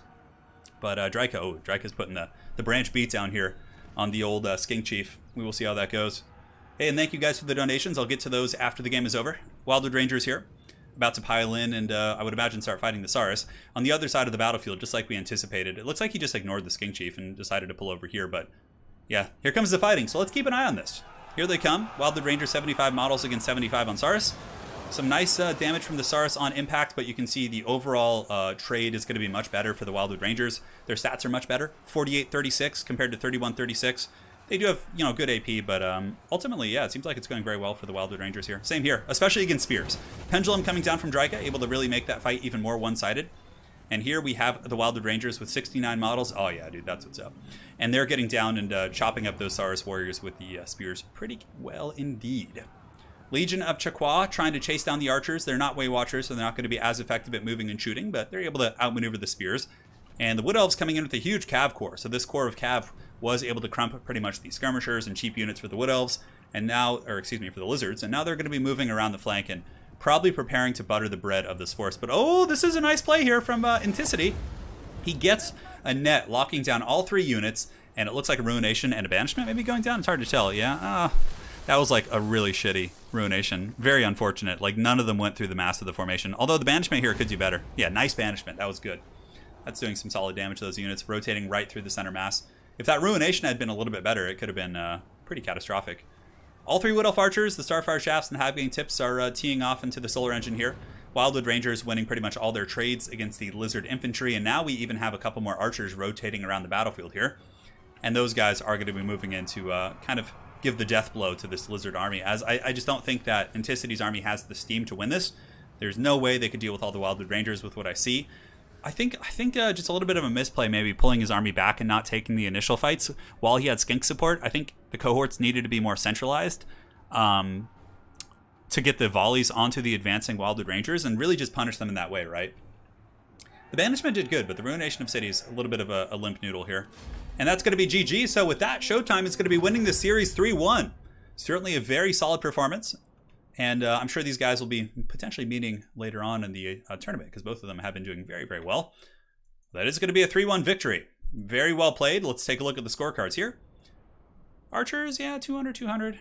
Yeah, nothing crazy from the Archers, but a lot of kills on these guys at least. Wildwood Rangers, of course, traded pretty effectively, and yeah, pretty spread out over the course of the whole army. So Ruination can be good. Oftentimes, though, it's just a huge disappointment. And there you go. Little Chameleon Skinks tried their best. And the Solar Engine was able to get some okay value. But generally speaking, yeah, the engagement angle, I think, really costs the Lizards the game. I feel like Ruination deliberately avoids units. That's so funny. All right. Got a couple donations coming in from Big Carmen. Thank you. Not sure how everyone else feels, but have you thought about doing a 2v2v2 style tournament or King of the Hills? The Team X Factor would be fun to see how it would change the builds. I don't know if you can do that. You can't have 3 separate teams in a 2v2 or in a lobby. You can have 3v3s, but I don't think you can split it that way. That would be really cool if you could. I would consider it. Thank you so much, Big Carmen, for the donation, by the way. Hope you're doing well over in the Navy. And yeah, I don't think you can do that. Maybe you can, and I just don't know. Something to think about. Yeah, no, but team tournaments, you could do like 2v2v2 tournaments with like a round robin format where there's like a team, or with like a Swiss format, which could be really neat. Schmandolf, thank you for the fiber. Can't stay long, but loving Total War Warhammer multiplayer last night. Thanks for all you do. Those wrists deserve a grudge, and I know they do. Friggin' things, dude. Pisses me off. God damn it. Thank you for the donation, dude. All right. And now, my friends, we move forward once more into the deep as we load into our next series. So let's see who we got next up on the docket. All right. And if you guys missed my game from the previous week, my week 2 round against, I played against Hadries. You can go find that on the channel. There's a tournament best of 5 against Hadries. You can see that. This is my week 3 game though. So this one, I'm going to be going by the Mad Mullet. It's against Contende, man. He played really well. It was a really good series. You guys are about to see some magic happen. So all you got to do to join the tournaments is, and while we have a quick moment of downtime here, I'll drop a link to anyone who wants to play. The Swiss League is currently closed for signups because obviously we're in the middle of it, but it'll be over in like 3 or 4 weeks, and then we'll start another one, which of course you guys can join. And we'll also be having some open tournaments because ECL is going to be starting next weekend, which is an open tournament. Anyone can join. So you can try your hands at that as well. All right, so dropping links. There you go. If you guys want to participate in tournaments, there's a link to the Discord for you. Yeah. Contende says, you're 1-1 in the Swiss League. You're hoping to get your new opponent. You get a message from 3 a.m. from Turin. Shit. All right. Here we are. And let's go ahead and do this. All right. Looks like we're all set. Thank you, Android Poetry. Oh no, he's still here. He's still lurking. Okay, I'm Just getting the replays all set, and we'll get this game started in just a second. So game 1 is my Empire versus Warriors of Chaos. So if anybody's ever played against me in a best of 5, Empire is always my first pick. It's like, it just is, it's my sweet spot. So in this match, I picked the Sons of Sigmar, and my opponent picked the Warriors of Chaos against me, which is pretty cool. Yeah. So let's get this party started and have some fun. Take a look at the builds. I never see your Discord post. You should. I always do like an everyone tag whenever there's a tournament or something, Carmen. So yeah, you should see it. I don't know. Who knows indeed. Flash tourney. Scorecards are here. All right, so for my build, double greatsword. I have 3 builds I use in this matchup, because if you just use the same build over and over, what ends up happening is people who play you in tournaments go and watch they'll just go and watch my replays, and then they'll know my exact build, and they can just counter build me. So I have 3 different builds. This is one of them. One of them I use Volkmar and less elite troops in the front line with more cavalry. This one is my Karl Franz elite build. So basically, we got the Franz up in the sky. Very good against Chaos. He can fight all the monsters. He can usually defeat Archaon the Ever-Chosen. This bad boy does some serious work. We got 2 greatswords in the front. Most Chaos players will bring either, Forsaken or Marauders in the front line, so you can surprise them by having pretty strong great weapons, right? So we got double greatswords, we got spears on the flanks, 2 handgunners, one of which are the silver bullets, and double demi. So we got demis with halberds on both of them, one of which is the Royal Altdorf Gryphites, and my new favorite unit to use in all of multiplayer are the Hellblaster volley guns. Yeah, my wrists are better. Not 100%. I still have a lot of pain, but they're better than they were pre-surgery. So I'm able to play in these tournaments now, whereas before I wasn't really able to. So Hellblaster volley gun, certainly quite good. It can do some huge, huge damage, and that is it for my army. Very small, very elite with the Life Wizard. So for my opponent, the Great Contende, he's got Marauder Horsemen and some Horsemen Hounds over there. It looks like some Poison Hounds, yeah. On the back, a nice vanguard of Chaos Warhounds as well. Front line's going to be Forsaken mixed with Marauders. Double Manticore up in the sky, certainly not bad. Got to watch out, though. Franz can really give these guys the biz. He's got Sigvald, the Dark Prince, baby. You don't see Sigvald too much against Empire. Normally, it's either Warp Chicken or Archaon, but, with how strong Sigvald has been lately, he's getting in there. It looks like a Sorcerer of Death. Spirit Leech, very, very good against my Demogryph Knights, and Fate of Buna can also be quite good against Greatswords for busting my front line. That's pretty much it. Cool build, for sure. Chaos has a couple ways of playing this. I think one of the best ways Chaos has of doing it is just like Marauder Horsemen throwing axes mixed with like Hounds to dive the back line and all that sort of good stuff. So, yeah, you always got to have a couple builds. If you only use one build all the time, people can get used to your playstyle and just like counterpick you, and it feels pretty bad. I've had that happen. I remember playing in a tournament like 2 months ago, and somebody mentioned like, yeah, I was like, man, you had a really good build against mine. And he's like, yeah, I just went and watched your last YouTube video with this matchup, and you used the exact same build. And I was like, all right, I gotta not let that happen. I gotta switch things up. Yeah, I have like nerve damage in my wrist, which is healing slowly. It'll probably be like another year before like it really like starts to kind of feel quite good. So the Hellblaster volley gun blasting into the Marauder Horsemen, doing some good damage, and the handgunners are going to be switching on to Forsaken here in a moment. In the meantime, I think we have switched some handgunners up on the Manticore, so if you are in this situation, you always want to shoot the Manticore first because they rampage, and then they just rampage into spears or demis, and they pretty much just die. So now that one Manticore is rampaging into spears, the other one, Karl Franz, can just go dominate, or I can even dive down here and just finish off this Manticore. On the flank here, it looks like some Warhounds did charge in, but the Demogryph Knights with Halberds able to clean them up. And we are also able to get Franz with Galmaraz coming in with the mighty Warhammer, able to crump that Feral Manticore. You can see that bad boy is getting worked on pretty good. And that Manticore sent to the Shadow Realm by Franz. Down it goes. Oh my goodness, it got whooped on. But in the backfield, though, a massive core of Hounds diving onto the Hellblaster volley gun. I'm forced to pull back some Demogryph Knights to try and clean those guys off, while the Royal Altdorf Gryphites chase off the other Hounds and then countercharge into the Marauder Horsemen throwing axes, which were causing them a lot of grief. But the handgunner still shooting quite happily. A ton of Sigmarite firepower going into the Summoners of Rage. And Greatsword's doing the work of the gods, man. The work of Sigmar. Crumping Marauders, trading well with Mirrorguard, holding back Sigvald. Just so much value there from that one, quote-unquote elite unit there. So, there you go, man. Handgunner still shooting away. Summoners of Rage taking quite a bit of damage. We are pulling ahead in the balance of power here.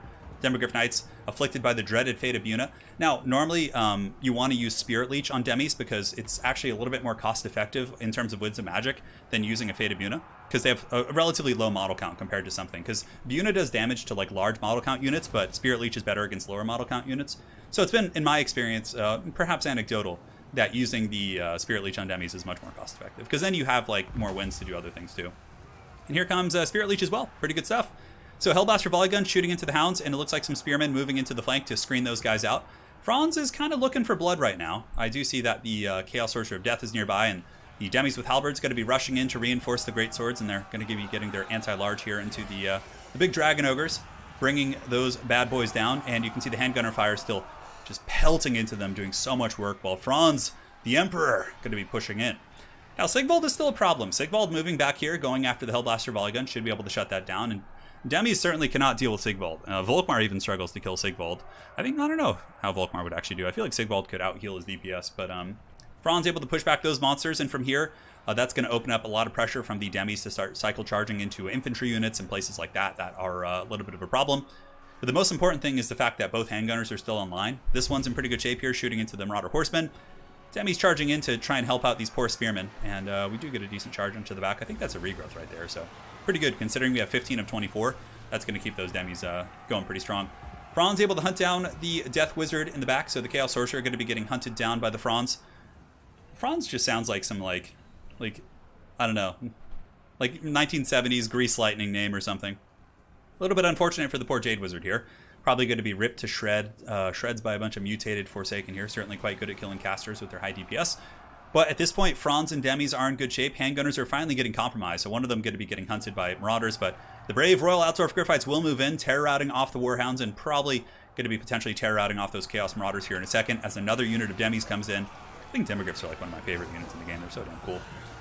They're able to march in there, definitely doing some big work. And looking around, I don't see too much more going here for the dreaded Warriors of Chaos. We do have the Chaos Sorcerer coming back, but I think that's going to be army losses soon. And hey, what better way to kill Sigvald than not having to kill him at all? Just trigger army losses and live long and prosper, man. And that's it. GG, well played. Franz getting in there, man. Hey, no worries, Contende. The next game coming up. Yeah, the Manticores are probably the one thing. You know what? In retrospect, I'm not even a huge fan of Manticores in this matchup. I used to like them, but like I find that happens. They just get rampaged into like shitty situations. I mean, if your opponent goes with Volkmar, the Manticores can be really good. But Franz just destroys them so badly. Franz would have... I'm sure Franz did fight Sigvald while he was running away after that. 1,500 on him. Hellblaster Volley Gun got only 700.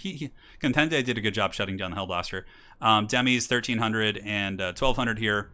And yeah, man, the handgunners were insane. You could T22 here. And Great Swords did fine. Sigvald, you know, he did his piece. Sigvald still got 1,400 value. He more or less paid for himself, which is pretty great. Forsaken kind of got caught in awkward blobs. I think that was also something. Some of the Chaos Infantry kind of got stacked on top of each other. But the Manticore was the biggest thing. Like, that's 1,600 gold. That's in trouble. Well, Empire is always my first pick in tournaments, so I'm pretty practiced with them. But next game, guys, it's going to be a fun one. It's going to be the reverse. So Contende will be playing the Sons of Sigmar, and I am going to be playing the Warriors of Chaos. So you guys will get to see it from the other side, which was quite a bit of fun. And let's go to the intro graphic here. Update the scorecard in this best of 5. Hammer of the Witches is okay in some matchups. I don't like it against Chaos. I think Hellblasters are actually better than Cannons because they're good against Infantry, Cavalry, and single entities, whereas Cannons are only good against single entities. So, Syreens are quite a common thing against Empire. Not Empire per se, but like as a flanking piece because you have to commit a lot of magic damage to deal with them. So, yeah. Sigvald could have soloed the Empire army. I don't think so. Franz probably could have killed them, especially with the Greatsword still being around and some Demis and things like that. All right, so next game is going to be Contende on the Warriors of Chaos, or no, I'm on the Warriors of Chaos, and Contende is going to be on Empire. If you guys want some more of this action, here we are. Life is good, man. His build's pretty gangster too. I love it, man. He's a man of the people. Chaos is the good guy. I don't know about that. I don't know if I'd go that far. Sure, they got their angles and whatnot, but Hellblasters are really good. Yeah, against like Norska, against Chaos. I love them, man. They're so fun. All right, so let's load in, guys. This is going to be my Warriors of Chaos. We got a front line of Marauders backed up by a single Chaos Chariot to try and penetrate into the gun line. Archaon, the Everchosen, with the Crown, Fireball, and Burning Head. In the back, we got triple Marauder Horsemen with Throwing Axes. Always a pretty good tool against Demis and Empire Heavy Cavalry. Summoners of Rage to give us some big old punch there. And on the flanks, we got Chaos Warhounds with Poison. One in the corner, one here, backed up by the dreaded Hell Cannon. So the Hell Cannon going to be taking a defensive posture right here and just trying to shoot up and over. Thankfully, he brought a Hellblaster, so I do have the range advantage, but nonetheless, we'll still be advancing up and getting ready to cause some nasty, nasty pressure. So for his army, He's got Sigmar Sons and Flagellants, a little bit of a weaker front line than mine, but he opens it up by getting Free Company Militia, which is cool. Oftentimes in the Chaos matchup, I used to go with Chaos Spawn really heavily and just all-out rush, which I think still might be the stronger way to play it, even compared to how I'm playing it. But Free Company Militia can certainly do work against those targets. Double Handgunner in the back. He's got a Hellblaster Volley Gun, Demis with Lances, and double Empire Knight on the flanks. So pretty cool, and he's got another Franz. Yeah, the ECL is going to be starting next week. Yeah, it'll be running side by side with this league, but ECL is like single day tournaments, whereas this is an ongoing tournament where you play one game a week over the course of 7 weeks. So, technically 8 weeks. So, yeah, Empire's great. Do you think Empire will ever get Boris Todbringer and Kurt Hellborg as legendary lords? What? Boris Todbringer? Well, Boris is already a legendary lord. Maybe you meant someone else. Yeah, I can see like those other characters being added as like FLCs in Game 3, like just fun stuff like that. So the Chaos Legion's going to be moving forward. Obviously, I have the Hell Cannon, I have the range advantage, so I don't need to go into the trees and attack in his entrenched position. So we're just going to be kind of Netflix and chilling back here. Soul of Damnation moving up. Of course, my noobish self forgot to move up the Chaos Warriors with halberds, but that's okay. It's not really the end of the world. Yeah, I think it'd be really cool if Boris Todbringer got his own faction, though. Like a Middenheim kind of unique sub-faction. That would be really, really badass. I know Franz is really good in this matchup. I mean, Archaon, if him and Archaon fight on the ground and like there's no cycle charging, Archaon usually will win with Slayer of Kings, but with Franz having the cycle charge and access to healing, he usually ends up winning the trades. Just in my experience. So the Hell Cannon going to be shooting in, I believe, to Free Company Militia or the Sigmar Sons. Missing a shot right there, doing a little bit of a tickling on the edge of the formation. Trying to get some baiting here. Trying to get the Empire Knights to chase the Hounds and pull them into the Marauder Horsemen with throwing axes. And it looks like we might be able to get a couple volleys. Do you think Coast would be a good faction to start playing in multiplayer? Yeah, Coast is strong. Definitely, they're a good faction. Plus, you only need one DLC and you get everything. So we did charge the Chariots into the Flagellants there. We were able to kill a model and do about 10% HP damage from pulling back. So certainly a decent trade. And currently the dreaded Hell Cannon getting some really nice shots onto the Sigmar Sons, putting them down to a pretty low amount of health. They've lost 30 models, which is certainly brutal. Good play though from Contende. Now this is where things start to change. He's shooting Archaon with the Hellblaster Volley Gun. And on top of that, his handgunners in the back were able to fend off my Marauder Horsemen. So what I try and do is slip some Hounds through the crack to attack the Free Company Militia. But then I kind of see his Flagellants reacting. I'm like, I don't know if this is worth the commitment. For some reason in my brain, I thought those were handgunners, but they weren't. And Free Company Militia will tank it much better than handgunners will. In the frontline fighting, it's going okay. Summoners of Rage backed up by Marauders fighting Empire Knights, getting quite a few kills, and also doing a lot of damage to the Demogryph Knights. So pretty good trade so far. But now, this is where his superior troops, I would suppose. Yeah, Flagellants will definitely beat Chaos Marauders. Going to be getting in there and causing some problems. In the backfield, Chaos Warrior Halberds a little bit out of position. And Franz going to be going balls deep there on that Hell Cannon, but we do pull in the Horsemen to start throwing some axes at him and getting some damage there, so we'll see how that goes. Archaon, in the meantime, pushing in, doing some work. We were able to get some Poison Hounds in the back that I had hidden in the corner. They were able to kill the Hellblaster Volley Gun and also did some really good damage against the Jade Wizard here. So far, so good. Burning Head coming down as well on top of the Free Company. Probably should have used it on the handgunners, but again, I just kept seeing the gun icon and thinking they were handgunners. So, it is what it is. Clever stuff. We are able to fend off Franz. Soul of Damnation is okay, and we kill the Hellblaster Volley Gun to the back. Flagellants here getting massacred by the Chariots. But his Hammer Squad is really good. Contende has been doing a nice job moving around with his Demogryph Knights here and Empire Knights and just kind of, escaping the wrath of my Summoners of Rage. It looks like Franz is going to be coming in maybe for an aggressive dive. And, if Franz can kill my Lord, that certainly gives him a huge edge up in the game here. Because Archaon is really, he's our caster and your main focal point, right? So Slayer of Kings is active. We're going to be pushing in your boy Archaon, trying to get some damage on the Franz. But Franz has Stand Your Ground, Galmaraz, and Reichland Runefang. And man, oh man, Franz does a ton of damage against Archaon. Look at that. Bread buttered baby. Oh yeah. Even battle so far. There's going to be a Chain Lightning coming down from Summoners of Rage right here, if I'm not mistaken. A little bit of topical damage. And it's a good fight. You can see the Empire Knights and the Demogryph Knights taking damage, but so are my, my dragons here. And Franz is forced back, but not before he takes Archaon down to a pretty painful amount of HP. Now, even if I do win this blob fight, which it looks like I probably will to an extent, he still has a ton of handgunners in open field, and my mobility is a little bit kind of tattered here as the Chain Lightning actually does some friendly fire. And see, this is what I'm talking about. Franz gets the regrowth, right? I don't have access to healing, so Franz, I can't tell you how many games I've seen him carry against the Warriors of Chaos. Another charge against Archaon there. Summoners of Rage will be turning around, going after Franz. Throwing Axe is also going to be peppering into him right here, so this is a good opportunity for us to get back into the leadership duel. Hell Cannon still blasting away, another Burning Head into the Flagellant, certainly doing good work, while the Chaos Chariots in the backfield are getting into them handgunners, man. They're taking some work. Here comes Archaon, the man, the myth, the legend. going to be jumping in, but I'm telling you, Franz is able to escape his wrath over here and the wrath of my horsemen and summoners and then charge Archaon one more time. I could be in big trouble. Right here, we got some handgunners moving into the Soul of Damnation, which is definitely pretty cool. I didn't see this. He really caught me off guard with this because I can charge with my halberds, but by the time my halberds get there, these handgunners probably will have already killed my Soul of Damnation, which still has a ton of ammunition. So that's going to hurt pretty bad. Now back here, my dreaded Chaos Legion just kind of zerging across the battlefield, going after handgunners, and we're able to shut down a pretty big pocket of strength right here while Archaon tries to assassinate that Jade Wizard. Granted, Contende has already done a really good job getting his healing off on Franz, while his handgunners with the dreaded back door are going to be able to finish off my Hell Cannon. Really, really well played. That's huge. That thing had a ton of ammo. It would have given me a position upon which I could stand and just defend. Should have pulled back with the Marauder Horsemen and killed the handgunners, but it is what it is. At least we're getting a lot of damage on Franz. So Franz getting worked on here, just trying to avoid it with Archaon. You can see I'm even hiding Archaon amongst the Summoners of Rage. So if he comes in, at least I can kind of counter there. Franz definitely a terror in the night. Looks like some tactical reserves in the back, maybe chased off some... yeah, I think they might have chased something off, like some hounds or something. They're now coming back to battle. A little bit scary, to be honest. Fireball going in on the Franz. Looks like it hits him, does a little bit of HP damage. Nothing to write home about. Marauder Horseman going to be charging into the Free Company Militia. And back here, the halberds are... oh, the poor Chaos Dowie. They don't deserve this. They don't deserve it. You guys want to watch the last of the Proud Chaos Dwarfs? The Chaos Dwarf DLC in action. Purchase now. $9.99 on the Steam Workshop. He's getting in there, yeah. Well, that Chaos Dwarf, at least he's going to get his hammer dirty there. But honestly, the handgunner is doing huge value, man. Just peppering into my armored warriors from the side. In the meantime, Franz is Benny Hilling, running away from... excuse me. Archaon's Benny Hilling, running away from Franz, but...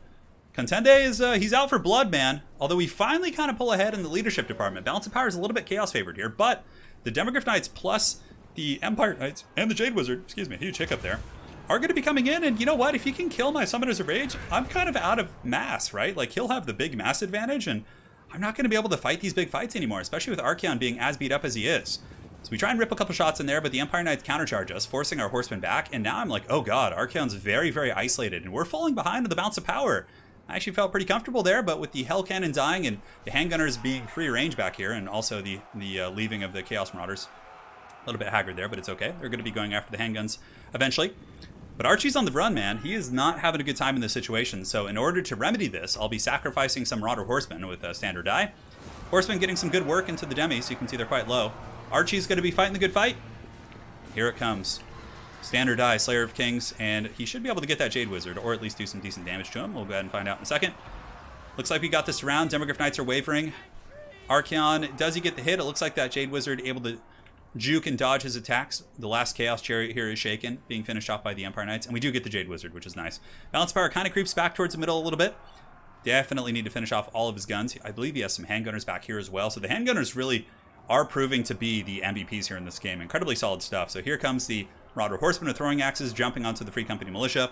-12, -9, -13. There you go, sweet prince.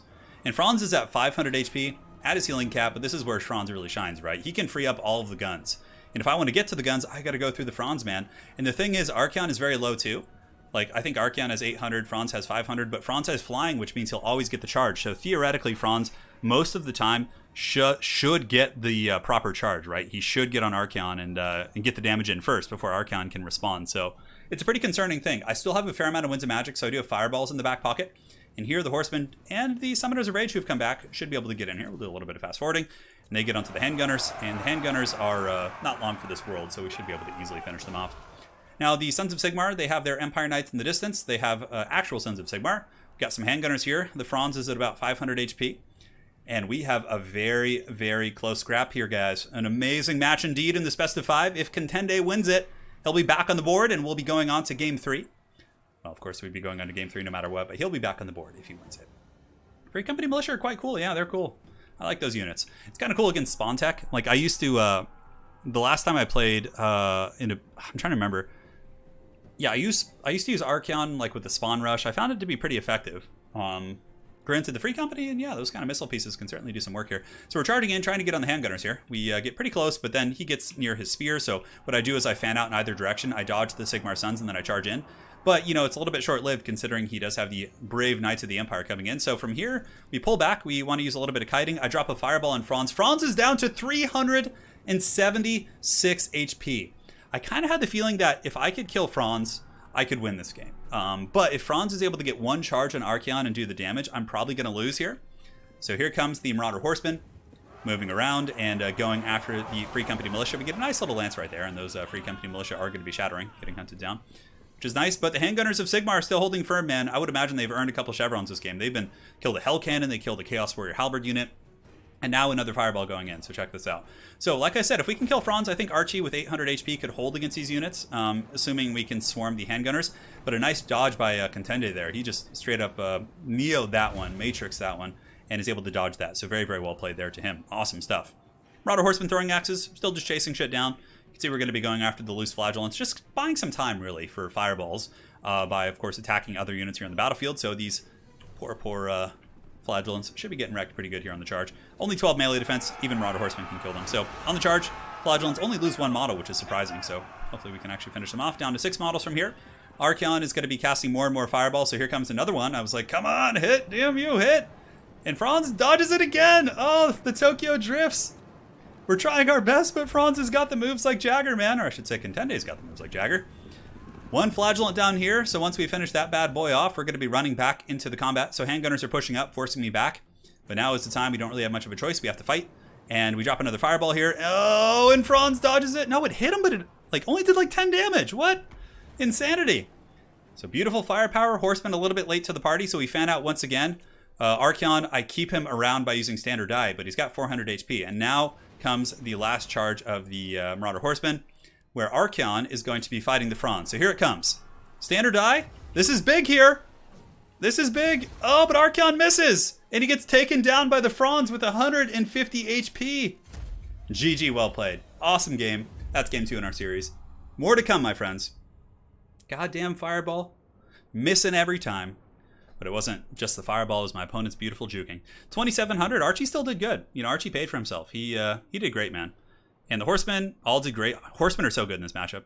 1,200, 1,700, 1,700, they're just so strong. Hell Cannon also, not as much, actually. I guess it just blasted Sigmar's Sun. So, yeah, probably losing the Hell Cannon was a big deciding factor. 3,000 value on the Summoners of Rage. That's a thing of beauty right there.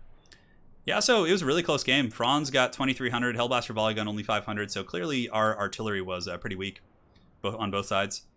And yeah, handgunners, man, 2,500 on those handgunners, 700 on these ones, but these guys really carried the game. They really, really carried that. Beautiful stuff. I know Franz was an absolute man that game, just getting in there and doing work. So well played, and now, my friends, we go on to the next match here in the series. So the intro graphic will appear, and we'll load into game 3. Dude, Franz is such a badass, dude. I was even like, you know that gif I always use of like the guy nodding his head and smiling? That's how I felt. I was like, oh yeah, Franz is a true beast.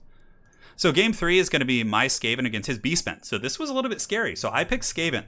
And normally Skaven, I would say Beastmen have a decent matchup versus them. A lot of people say it's Beastmen favored. I honestly feel like in the hands of a good Skaven player, it's even. But it's still scary, especially considering Contende told me at this point that he is a dreaded Beastmen main. There's not very many of those. There's like 5 of them in the whole community.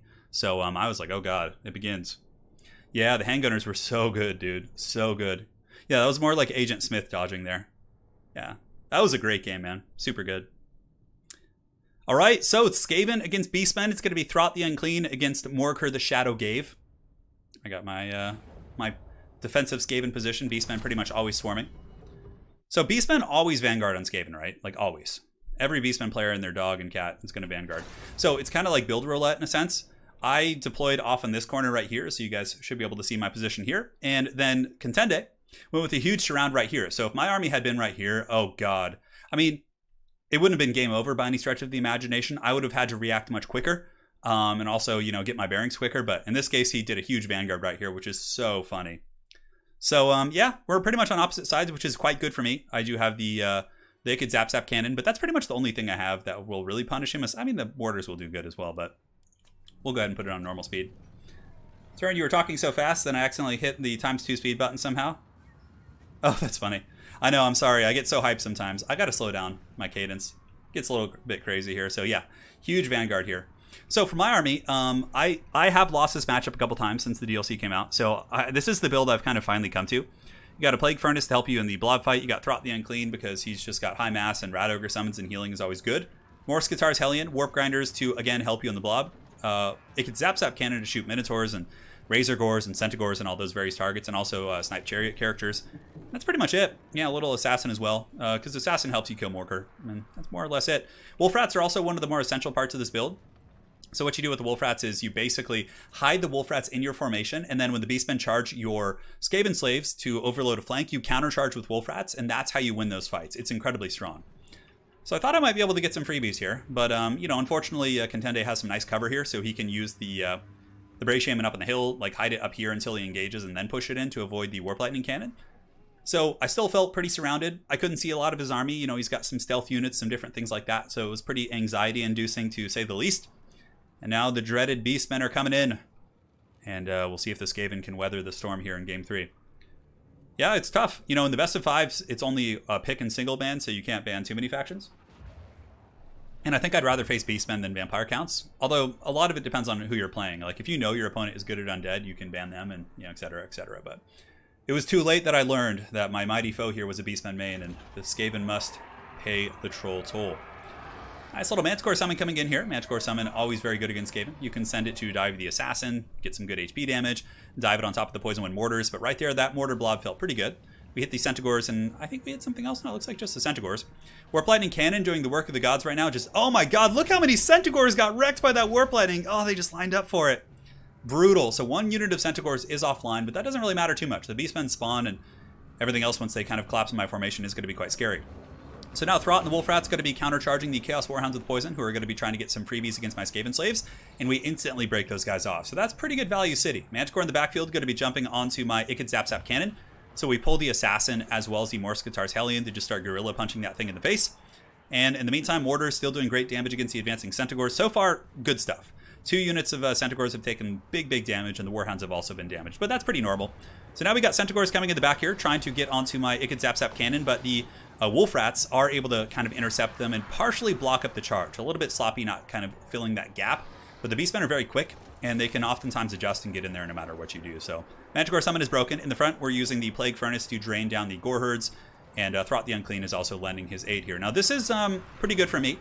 We got the Plague Monk Summon occupying 2 units of spawn. I definitely think these spawn should have been force pathing through and trying to get onto my weapons teams and different things like this, but nonetheless, I'll take it, man. In the backfield, the Wolf Rats, like I said, being used as a defensive tool is just amazing. We were able to survive with Ikid Zap Cannon, and the Wolf Rats did countercharge the Centaurs once they got engaged with Skaven slaves. It's the exact same thing you do against Norska. When Norska comes in with either Hounds or Skin Wolves, you let your Skaven slaves take the charge, you countercharge with Wolf Rats, then they can't get away, and they really pay the price. Big Warp Grinder going down here. Warp Grinder is able to lock down 2 units of Centaurs and also some infantry. Another Manticore Summon is active, though. Manticore Summon up in the sky certainly could be a problem going after my characters, but we're just basically spamming summons here, using the Plague Furnace to drop summons on top of the spawn, which keep kind of getting bunched up here. So a little bit of a misplay with the spawn for sure, as they should be coming around and really pushing in, but, you know, there's lots of micro here, a lot of Centaurs and a lot of other pieces. So here we have the Chaos Warhounds diving onto the Ikid's Zap Cannon. The Plague Furnace is draining them, and we also have some Clan Rats and just basic chaff here defending. And now the spawn summon from Morker is active on top of my mortars. That is a very good play. Definitely shuts down one of my more powerful ranged pieces, but the Wolf Rats are just running rampant here on the battlefield. And the Norska Hellion is also quite healthy. Spawn are now being given an attack order to move in. I think they're being forced pathed past, maybe onto the Warp Grinders. Beastmen have a fair amount of stuff to rally. They got some archers coming in and also some Warhounds that are coming back from the route here. So we'll see how those guys do it to it. And the Plague Priest still holding on. We still have the Warp Lightning Cannon going. Not for much longer, though. It's certainly getting very cramped here as the Beastmen are kind of swarming by different positions. But the Wolf Rats, once again, just such an excellent killer of these lightly armored cav units. But another Centaur charge might be enough to break the Ikid Zap Cannon. It depends on how entrenched they can get, although it looks like the Wolf Rats were very on top of that push right there. So the spawn's still making their way in. Morskatar's Hellion falling back at this point. Doesn't want to be fighting Morker by itself. The Clan Rats moving in to fight the Chaos Spawn, which are now taking Warp Lightning Cannon fire and losing a ton of models. Man, that did a ton of damage right there. Brutal stuff indeed. Oh, this matchup is always absolute anarchy. Wolf Rats, once again, engaging Chaos Warhounds. Massive numerical advantage, able to crush them down, but the Beastmen have successfully crushed my flank here, so the Ungor Spearman herds might be moving in, so we're going to be getting the Plague Furnace in there, and the Warp Grinders just kind of moving around, while the Warp Lightning Cannons continue to eviscerate the spawn, which are kind of caught up here on the old Clan Rats, man. Good stuff indeed. Throt the Unclean still bouncing around. He's a very happy rat. He's in good shape. I kind of figured Throt would use a Rat Ogre summon here to block these Centaurs, which had a big opening. like there's a big gap right here, right? So the Centaurs could have ran through and potentially killed that without the Rat Ogre summon, but this Warp Grinder is just straight brutality, hitting everything. It hits all the Ungors, it locks down the characters, it locks down the spawn that are advancing, lets the Skaven slaves and my spears just continue to poke them, and it also keeps the Morker temporarily off the Ikit Zap Zap cannon, which has been doing the unholy work of the Horned Rat, that's for sure. So Bounce Spire coming pretty heavily into the favor of the Skaven. Beastmen kind of running out of steam. Both Morker summons have been used, both Manticore summons have been used. Raiders finally able to get in here, but I think it might be too little too late. As the Plague Furnace is healthy, the Assassin's healthy, Hellion's healthy, and so is Thra. So we're able to break that Bray Shame in there. And Morker, even though he does have a glorious Pimp Claw, I don't think he'll be able to do enough to really pull this matchup back. So here comes your boy Throt, moving in. He's got his glorious Brood Horror here. And the Morse Guitar's Hellion with the Atomic Overhand Pimp Slap, able to break that spawn onto the ground. Yeah, Warp Grinders are really strong in this matchup, for sure, because Beastmen have to swarm you. But, yeah, the Chaos Warhounds and Centaur is going to be moving in once again. Might be able to finally shut down the Ikit Zap Zap cannon, but I just don't think it matters with the Plague Furnace being healthy and, you know, my leadership department being so good. I don't think the Beastmen have enough either throwing axes or mass units to really kill the Plague Furnace. Yeah, sad moo, I know. Cue the meme song from whose channel is that? Tariff? That's so funny. Warp Grinder going in again, snaring down the Beastmen army. And Morker the Shadowgave also going to be afflicted by the Assassin's Trophy. Morse Guitar Hellion just doing a somersault over the front of those units for some godforsaken reason. No idea what he was attacking. And the Wolf Rat's still doing some great work as well. Just been pursuing across the battlefield. 175 kills in the Wolf Rats. 900 value. Beautiful stuff. Almost doubling the value that they cost there. So if we look around here, a couple loose spawns still fighting. Looks like there are some Ungors and Centaurs fighting, but yeah, it's only a matter of time before Army Losses kicks in here. GG, well played. It was a very, very scrappy battle. If I had to have one critique, I think the Chaos Spawn needed to be more aggressive. They kind of got stuck on that one engagement. If they could have been rerouted and pushed through into my center army quicker, I think you might have had a good chance of winning that game, but the Spawn definitely took some punishment. Warp Lightning Cannon, 1800. Hounds, 1500. Yeah, I mean, the Hounds are just so good. Poison Wind Mortars got 14. I'm surprised only 480 on these guys. Morse Guitars, yeah, all these guys did more or less okay. They just survived, really. Yeah, it was a cool build. I definitely like Raiders in this matchup, too. I feel like they can be really cost-effective in big numbers here. All right. Well played. Will Contende get back on the board with this next game and take us to the rubber match? We will find out. In my experience, if the Vanguard is right, the Mortars and Warp Lightning generate almost zero value, and it's pretty easy. Yeah, makes sense. Yeah, like if you get on top of them right away, like I was able to get much more value there because of the distance. Warp Grinder and Player of Turns Caliber is an equalizer, but man, if I Vanguard, I know, yeah, I agree, Contende. I think if your Vanguard had been right on top of me, it would have been a very different game. You even potentially could have just won it quickly. Yeah, it was a good game still, nonetheless. Well played, my friend. We jump on over to the next match. Will he get back on the board? Find out on the next episode. I always love that. All right, where are you? Game 4.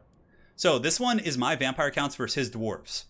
So I was kind of like, yeah, I didn't want to play Wood Elves. Wood Elves are my other best faction. My best factions are Empire, Skaven, and Wood Elves. He banned High Elves, which is another good counter against Dwarves, if I'm not mistaken. And, you know, I was like, oh, what do I play here? I haven't played this one in a while. So we come in with Vampire Counts against Dowie, which I kind of have a roadmap of how to do this. But nonetheless, we'll see how this unfolds. It was well fought indeed. It was a very well fought game. All right, so let's load into this match now, my friends, as we reach the hour-and-a-half mark here on today's stream. Yes, yes. And where art thou? Flash tourney, battle, scorecard. 2-1 right now, game 4. So for my Vampire Count army, the next episode, which is immediately, I know, the next episode of DBZ. So we got Graveguard with Grey Opens, no surprise. They're very cost-effective against Dowie. Front line of zombies just to take those blasting charges like champs and give you some buffering. And on top of that, we got double dreaded Black Coach. Black Coaches, I think, are one of the best monsters against dwarves or monstrous units or single entities, basically, because they have low centers of gravity. A little bit weak to Trollhammer Torpedoes, but, you know, I'd rather have them than like a dragon, or not a dragon, but a Vargul for something bigger like that. So we got Black Knights, Fellbats, Lamian Vampire Lord. I think Lamian Vampire Lord is one of the better choices in this matchup because she has lightning fast reflexes, which means if she does get caught by Trollhammer barrages, she can get ward save, and on top of that, she's able to seduce the Dowie. Certainly quite a feat, lowering their melee attack. And dwarves are usually in a blob, so that's a really good debuff. And yeah, we got Karen Wraiths. Sometimes going for 2 or 3 Cairn Wraiths in this matchup can be very strong because Dwarves, aside from PK Guard and Grombrindle, don't have too much magic damage, so they can be really disruptive. And a couple, I think, Feasters in the Dusk I always hide in the back, or I like to, because the Feasters are really good against Slayers, so that's pretty much it. The double big black coach indeed. They are here. We got Miners with Blasting Charges backed up by some elite Norgumlings Ironbreakers, Longbeards, a single Trollhammer Torpedo, Grumbling Guard, and a Rune Lord. Interesting choice. Rune Lord here does imbue the magic damage to the entire army. Granted, I don't know. I guess it's not bad against like some Witchcraft. But yeah, typically, I don't know if the Anvil of Doom is worth it here. I guess it does give the ITP, but you know, Dwarves already have that for the most part on like Longbeards and stuff. But we'll see how it plays out. They've wronged us. So the battle is going to be getting ready here. I'll do a little bit of fast forwarding while we both posture up. The Feasters in the Dusk moving across the map at a very rapid pace. That's why my army's advancing so slowly, because I wanted to give time for the Feasters in the Dusk to get into the back line here. Helman Gorst would have been good actually against his build since he only has 1 Trollhammer Torpedo, but the more meta build against Vampire counts is triple Trollhammer Torpedo with triple Hammerer. So Helman Gorst would get Shadow Realmed by that probably. So unless you go the dreaded Foot Gorst, and then you've just ascended to another level of enlightenment. Hey, you want fries with that? Thank you so much for becoming a member here on the channel. Welcome to the Dukes of Haggard. Enjoy the glorious emojis, my friend. And again, I really appreciate the support. So we're preparing for battle here. And I had one thing in my head. I was like, shut down that single Trollhammer Torpedo, blob up his army, and get disgusting breath attacks on his elite units. That was pretty much my game plan here. The Black Coach moving in against the Blasting Charges, but good discipline from my opponent here. The Contende to not use the Blasting Charges onto the Black Coaches, save them for the zombies and the other advancing troops.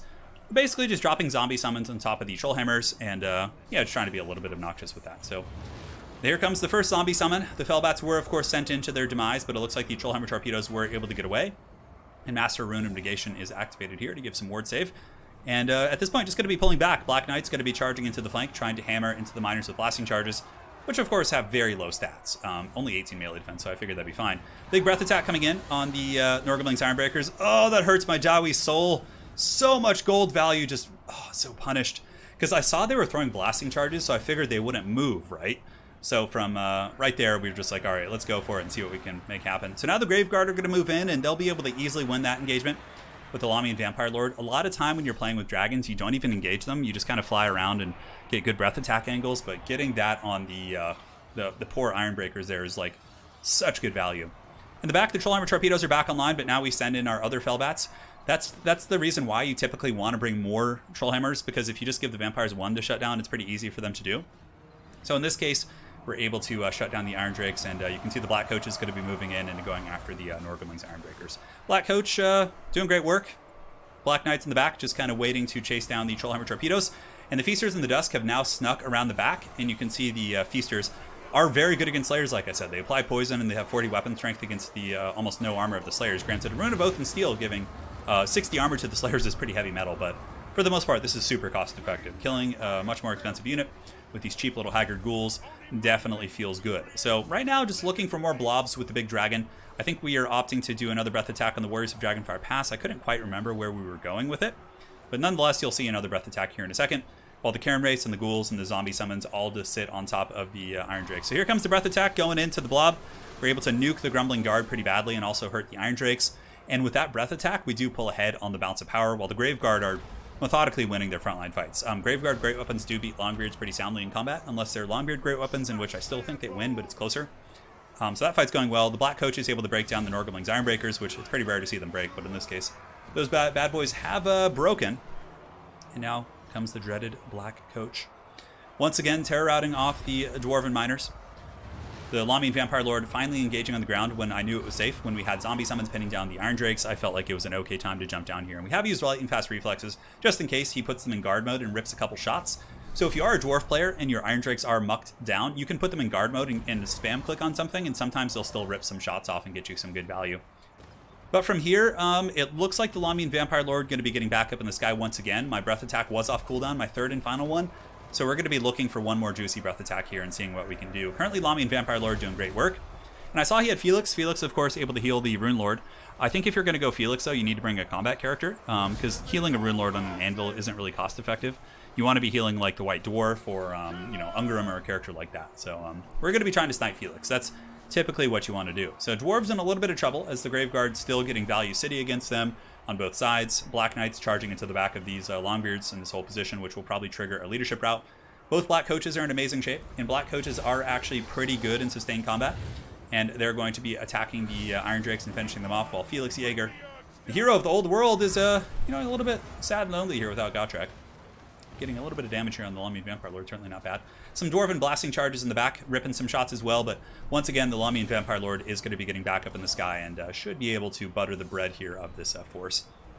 So Felix with the Master Rune, Longbeards, 160 armor, no big deal, just 160 armor, but Karen Race actually have good AP damage. But the Dwarves buckling on the outer flanks. Here you can see the Longbeards, and that pretty elite position is broken. And the Black Coaches should be able to hammer back and forth. Another breath attack from the Dragon, able to finish off the Longbeards and the Dragonfire Pass Warriors. And at this point, it's more or less going to be the Dragon just cycle charging Felix and cleaning things up, because the Dwarves don't really have much left. That's pretty much GG at that point. So yeah, Felix holding on, but Black Coaches do have a pretty good bonus for his infantry. It's just the Rune Lord at this point. There's no Dwarven support nearby. But the Rune Lord, he's holding firm, but I don't really think you need it. Vampire Magic, I mean, yeah, you have the breath attacks and maybe Manfred with like Buna or Purple Sun, but generally I don't think the Rune Lord is the way to go here, as it's just a grindy affair to kill Felix and the Rune Lord at this point. So hopefully you guys don't mind the fast forward and things like that. The Throng is mustered indeed. That will be army losses. GG. So if we take a look at the build, Lamian Lord did good. 2,800 value. Those breath attacks were incredibly solid. Black Coaches probably did good also. Let's see, 500. Yeah, not too much, but they can pretty much shut down anything they sit on. Cairn Race, Ghouls, probably the Graveguard, 800, 700. Yeah, it's really split up over the whole course of the whole army. So, yeah. So definitely you cut the Rune Lord here. I can show you a build that I've used to pretty good success in this matchup, something that is very, very common. So for anyone who's a Dwarf player, I'll show you one. But well played to Contende. It was a great series, man. We had that Empire versus Chaos game was really good. The Beastmen Skaven game was really good. They were all great, man. Even the first one and this one as well. But we'll go and look. Two big Black Coaches pound the tightly packed Dawi. It's very true. Contende saying, Turin, I didn't know how to play this matchup as Dawi, and I knew you didn't play High Elves. I should have banned Vampire Counts. No, but I know how to play High Elves well enough that it would have been probably worse. I know the fundamentals of that. Well played, man. Contende says, was cool to play against you. In a year, I've decided to dive into tournament scene. Hey, looking forward to seeing you in the tournaments, man. I'm sure you'll be at the top in no time. Certainly got some good control, some good micro, and now we'll be moving on. I'll show you guys a build here. Let's go ahead and take a look. So when I play Dwarfs against Counts, you do something like this. So Contende, this is helpful. What was it? Yeah, this one's a little bit outdated. I can't remember. I think I cut these guys. So basically you go, yeah, no, this build is my old one. Yeah, more AP is better. Then you get another Troll Hammer. And yeah, so something like this. You get the White Dwarf. Why do I have this item? Yeah, we don't want that. Triple Hammer in the front line will trade very well. They'll do a solid job against Graveguard. They'll win those fights. And then you get triple Troll Hammer Torpedo. You put them behind the hammers. You have a couple Slayers defending them. Longbeards with great weapons are kind of on the flanks because they have charge defense against cavalry. So they can fight Black Knights and things like that pretty effectively. Then from here, you have a little bit more gold to work with.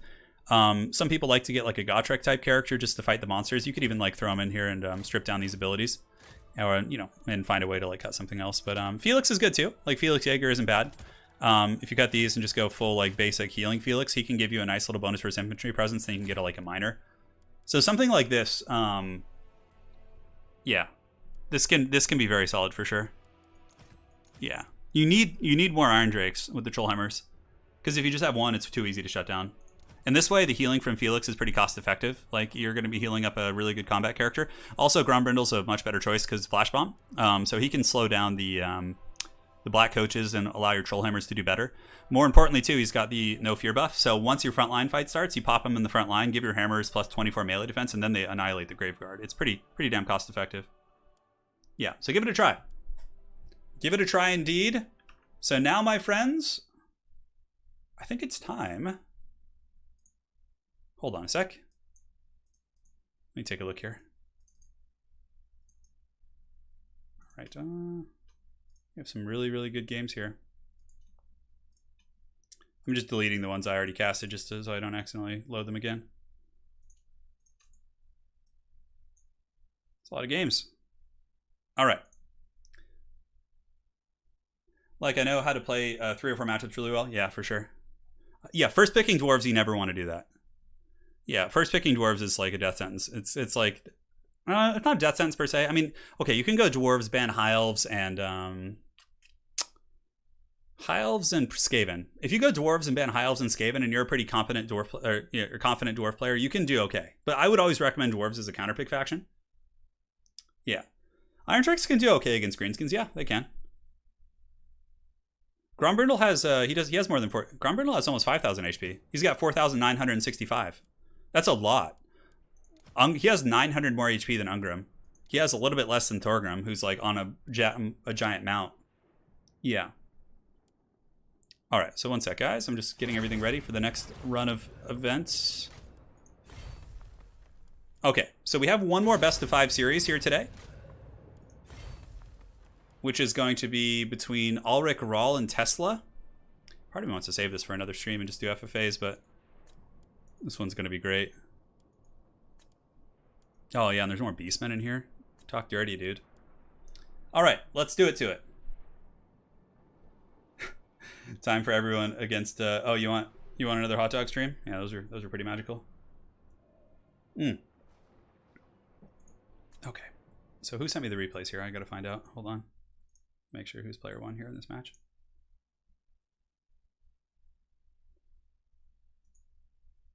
Okay, one sec, guys. Just checking something. Where art thou? Replays. Okay, here's the Swiss League. Who sent me the replays? I need to make sure I get the proper player 1 position. And come on. Give it to me, precious. There we go. All right, so updating the nameplates right now. So this one's going to be Ulrich Rahl versus Tesla. Tesla, of course, one of the better Beastmen players out there. A very, very solid player.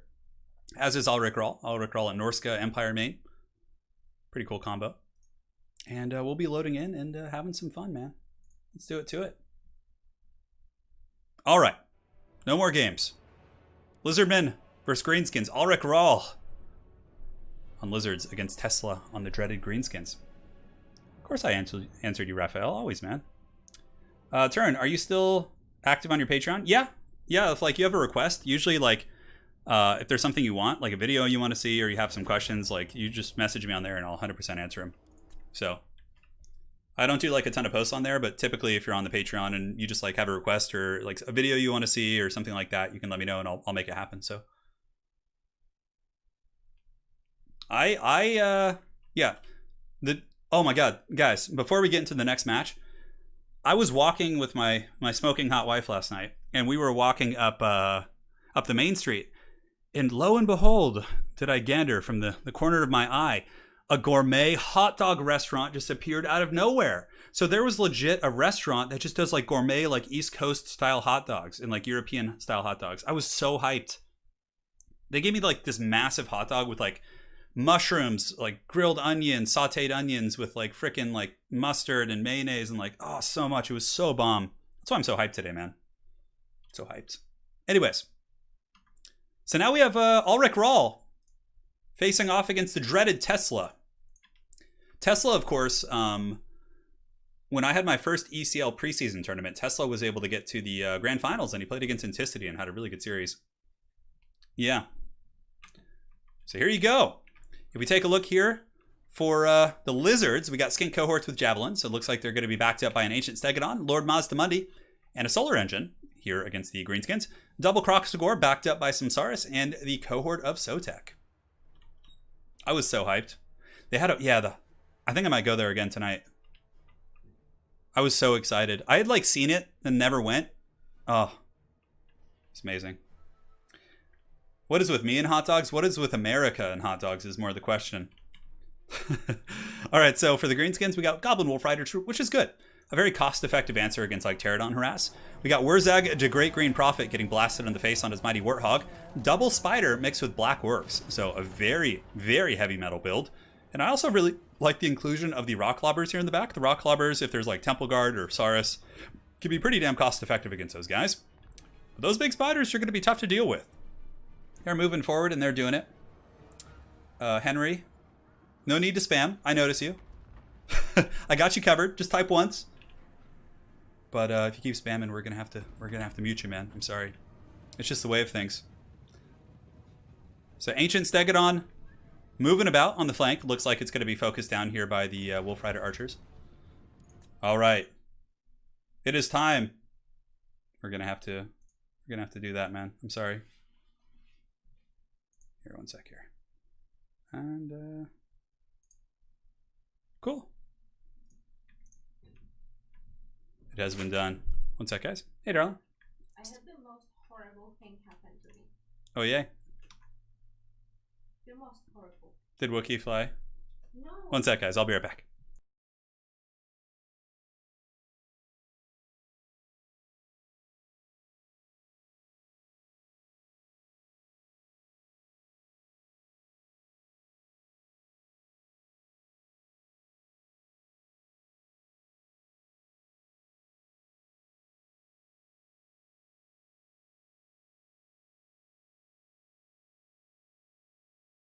All right, guys, we're back in business.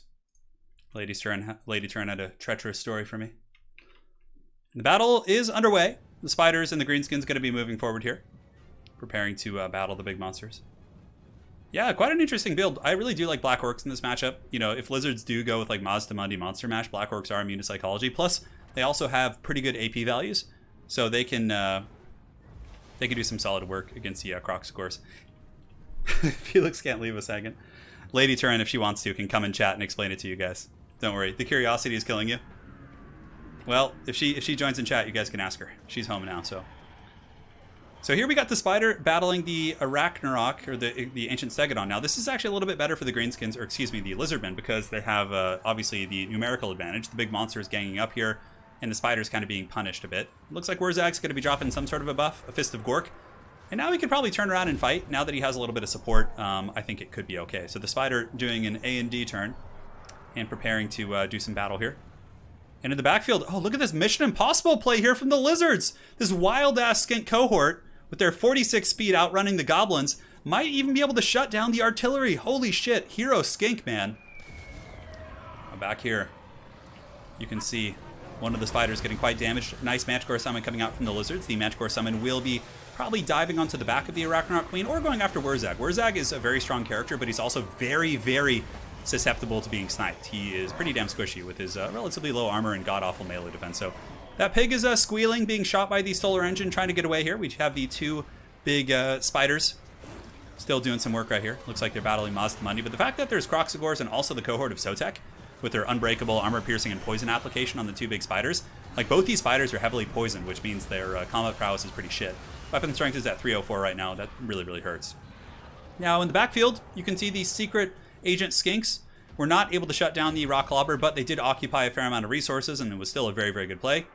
And Wurzag, oh, Wurzag, the classic. Oh, look at that. He just barely dodged that one, but the Manticore Summon's coming after him, as is the little skink with this cudgel here. So here it comes. Lady Turin is in chat, so if you guys want to hear about her horrible story, she can let you know on her own accord. And with that, wait, what? Close victory. The Greenskins withdraw. Wurzag being dead, and you can see both spiders are broken at that point, so the Greenskin player does withdraw. Yeah. And, yeah, that's going to be game one for Ulrich. Some really nice lizard play, applying poison, getting the better engagements against the spiders. It was a solid one. A quick one, but solid nonetheless.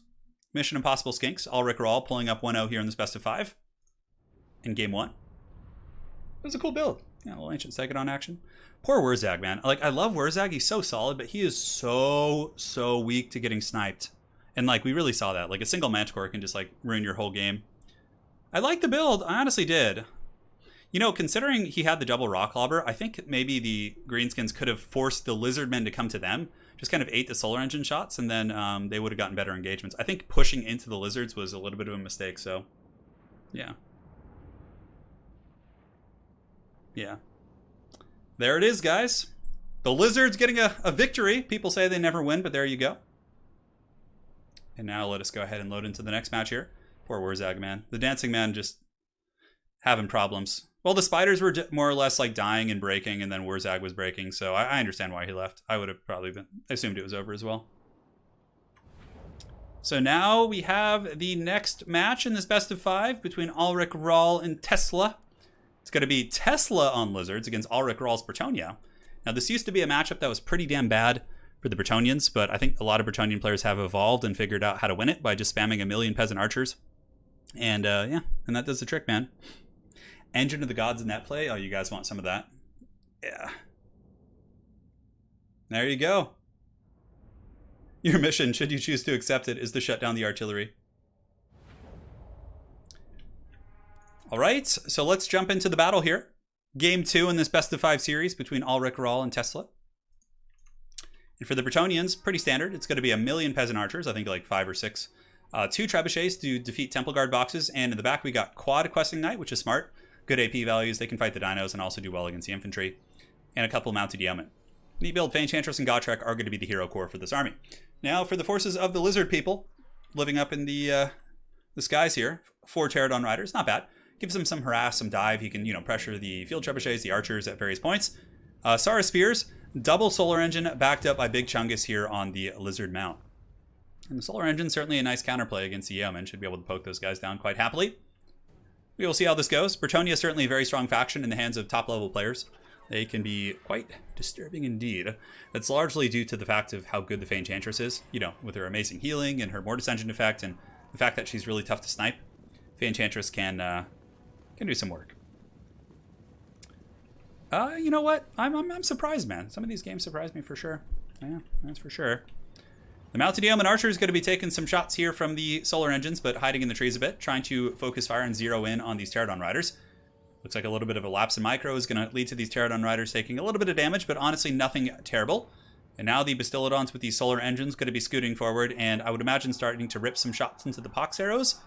But the pox arrows, 4 or 5 peasant archers, even without AP, can really take down a Bastillodon or any monster for that matter, right?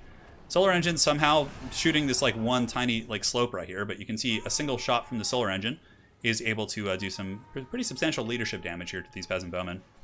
Mounted yeoman archer is still cackling and running around the flank here, trying to chase down the Pterodon Riders, and so far getting some pretty good value. And yeah, sending in the Pterodon Riders here wouldn't be a bad idea. You could send them in and have them start harassing this peasant because there's no support here. Probably getting all 3 Pterodon Riders going for this one and then sweeping across the formation would be really, really smart. Mazdamundi pushing up wouldn't also be a bad idea. If you blob up on Mazdamundi, he has Banishment, Ruination of City, Shield of the Old Ones, a multitude of good ideas. So far Tesla getting some good damage in, shooting these peasants, and the mounted yeoman archers still running about, now drifting over to deal with the Pterodons, which have kind of overextended in the wrong direction. I think going for the weak side of the formation here would have been better. By going this way, they rotated towards the yeomen and also towards the center mass of those archers, and one of the Pterodon Riders is going to be paying the ultimate price there as it does break down. So here they come, Sara Spears and Star Chamber Guardians all moving forward now. Looks like a Ruination of Cities coming down from Jabba the Hutt. Hits absolutely nothing, maybe tickles the pickle of that left edge of the Peasant Bowman. Mounted Yeoman doing a really good job though, I have to say. I'm very impressed with the Mounted Yeoman play. It's been quite nice at keeping these Pterodons at least in check. The Questing Knights have not been committed to battle yet. So far, the 2 Trebuchets have been focusing down the Star Chamber Guardians for quite a bit of time, and honestly, it's paying off. They're taking a little bit of damage. And now Mazdamundi going to be going in after Gotrek. Gotrek, the one-man army, he certainly has a lot of plot armor, but this is not enough plot armor, because Mazdamundi's just giving him the business, dude. Just the anti-infantry on Zlok doing so much damage against Gotrek here. Peasant archers, circling, shooting. Able to keep working on Mazdamundi. And the Questing Knights still just chilling. I definitely think getting a little bit more active with them would be good, and now we're finally seeing that. The Questing Knights charging into spears, which might seem bad, but as long as they get out quickly. Oh, but the solar engine shot on the flank, plus the poison darts. Pretty brutal. These Questing Knights might actually end up taking some pretty heavy casualties here, and certainly will not be cost effective there in that situation. Banishment going down, and now you can see the power of Peasant Archers as just a massive, filthy, plague-imbued archer or pox-imbued archer arrows going to just be tearing into the Star Chamber Guardians. And if they turn their back and run like this too, they're not going to get their shields, so they're going to be taking some pretty heavy-duty damage.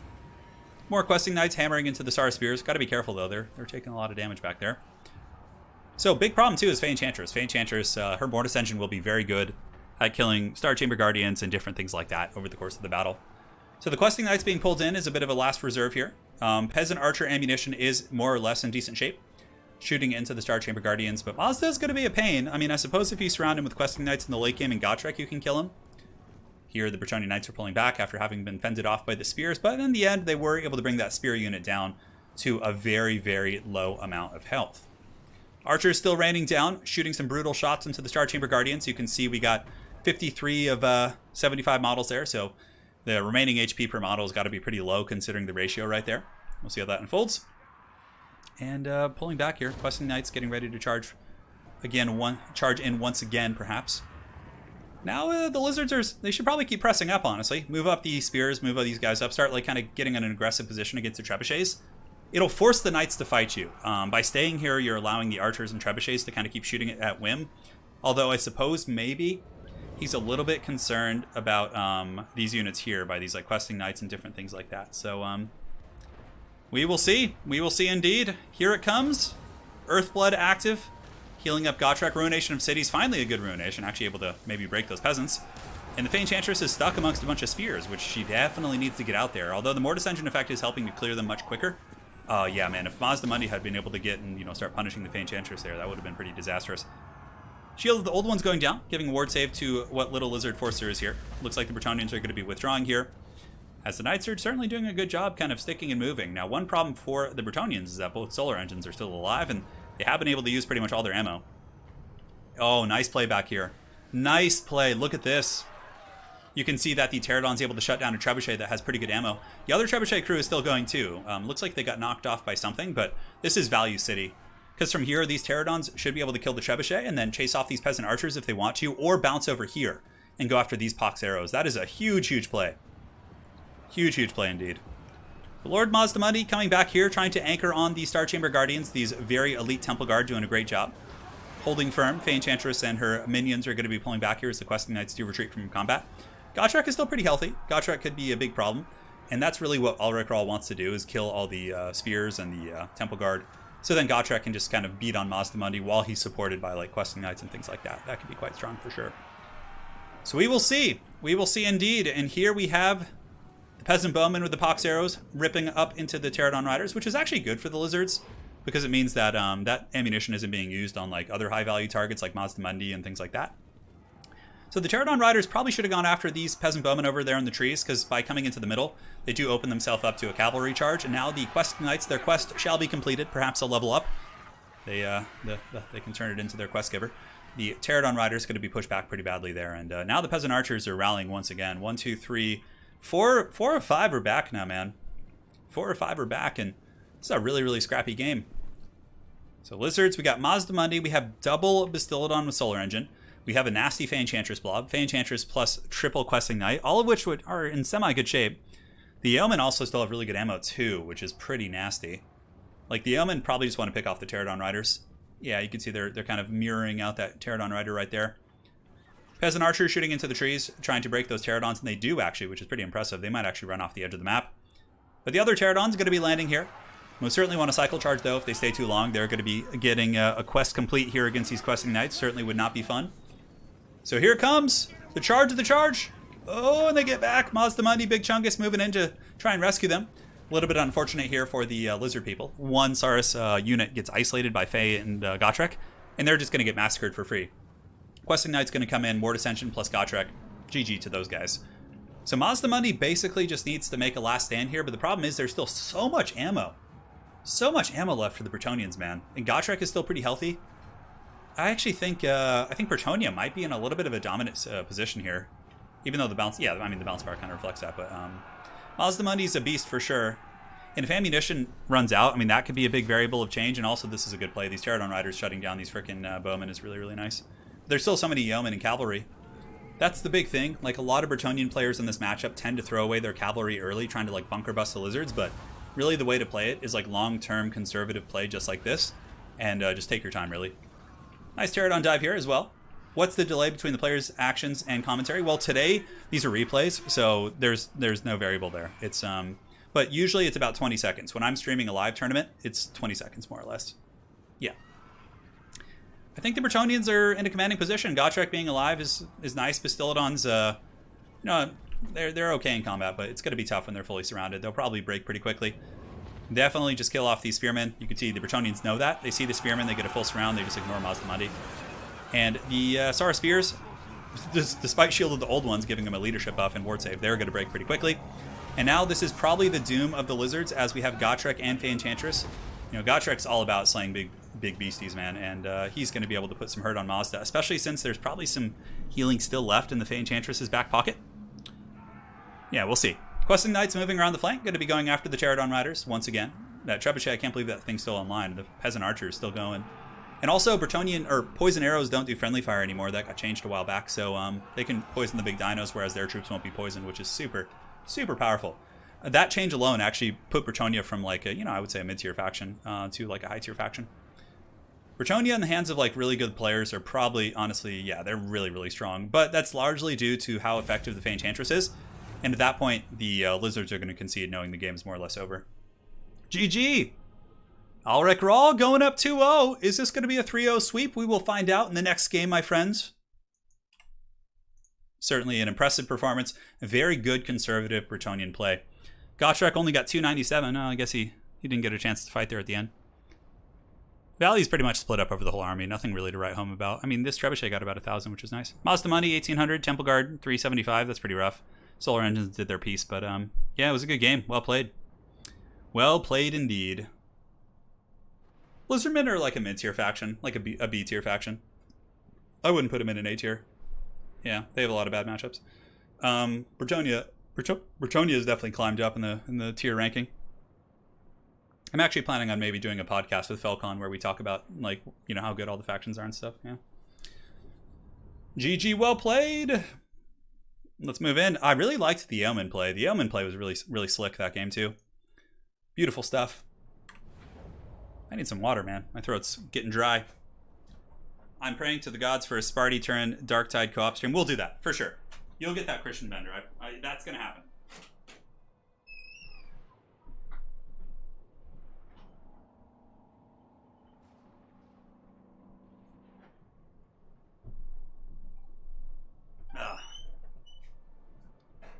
Hey, my smoking hot wife, the donation. Like the stream. Sigmar abandoned you. Thank you, darling, for the donation. A little bit of recycling there. Hey, we have a donation as well that I missed during the game. My apologies, I was super focused in the heat of combat. From Scully686 with some sort of Twitch speak. Thank you for the $50, Scully. Really appreciate that, man. Sorry I missed that during the game. I was so focused on the commentary. But really do appreciate the $50, man. That's very generous of you. And hopefully you're enjoying the games. We'll be back with more and more. A lot of amazing best of fives across the board. All right, so we have gone through games 1 and 2. Now game 3 is going to be Alrik Rahl on his Norskan main. Oh yeah, this is what I'm talking about right here. Hell yeah, dude. So both players in this match are playing their main factions. We have Alrik Rahl trying to close the series with his Norska against Tesla on his main faction, which is the Beastmen. Oh, dude. Hell yeah. This is going to be good. Treat yourselves. Prepare. Scully, again, thank you for the donation. Really appreciate that, man. Beastmen versus Norska. Loading in. Alrik Rahl, Norska. Tesla, Beastmen. And we are on the dreaded Mosquito Swamps. And let's go ahead and do it to it. Certainly a scary situation here for the Beastmen. They're on the ropes, man. So let's see if the Bray Herd, the dreaded, probably Morker, I would imagine, is going to be enough to pull this game back. So if we look at the forces, some Twitch speak. Yeah, no, I'm a boomer. I know. It's so funny. It's funny when my younger brother and sister who are like 19 and 21, they're like on TikTok and like all these like Instagram things, and I don't have an Instagram or a TikTok, and I remember them making a comment like how Facebook is like for older people. I'm like, I remember when Facebook was coming out in 2006 or 5, and I was in college, and it was the cool thing. All the cool kids did it. Oh man. All right, guys. So for the Norskan hordes, it's going to be Marauders in the front, backed up by a Famir Balefiend of Fire, and we do also have double Manscore and a Wolfric on a Chariot. Whoa, what planet are we on here? I mean, I guess we got. Yeah, okay. Beastmen have a lot of, I guess, cost-effective, well, not even cost-effective, but like gore herds and things like that. Yeah. A Chariot Wolfric. A dreaded Beastmen main. Well, we've had two. Tesla is a Beastmen main, and Contende, who you guys saw in my best of 5, is a Beastmen main also. We got Berserkers in the back, some Condom Wolves. It looks like 4 in total, and that's it. For the Beastmen, going to be Ungors and Gore herds backed up by Spawn. We do have a Cygor Summoner, Morker, some pigs. It's pigs, spawn, gore herds, and some hounds and centaurs up on the high ground. That is pretty much it. So let's do it to it. The battle is underway. Wulfric on his chariot, cackling through the forest, channeling the spirit essence of Surtha Ek as he rolls through the forest and prepares to attack his prey.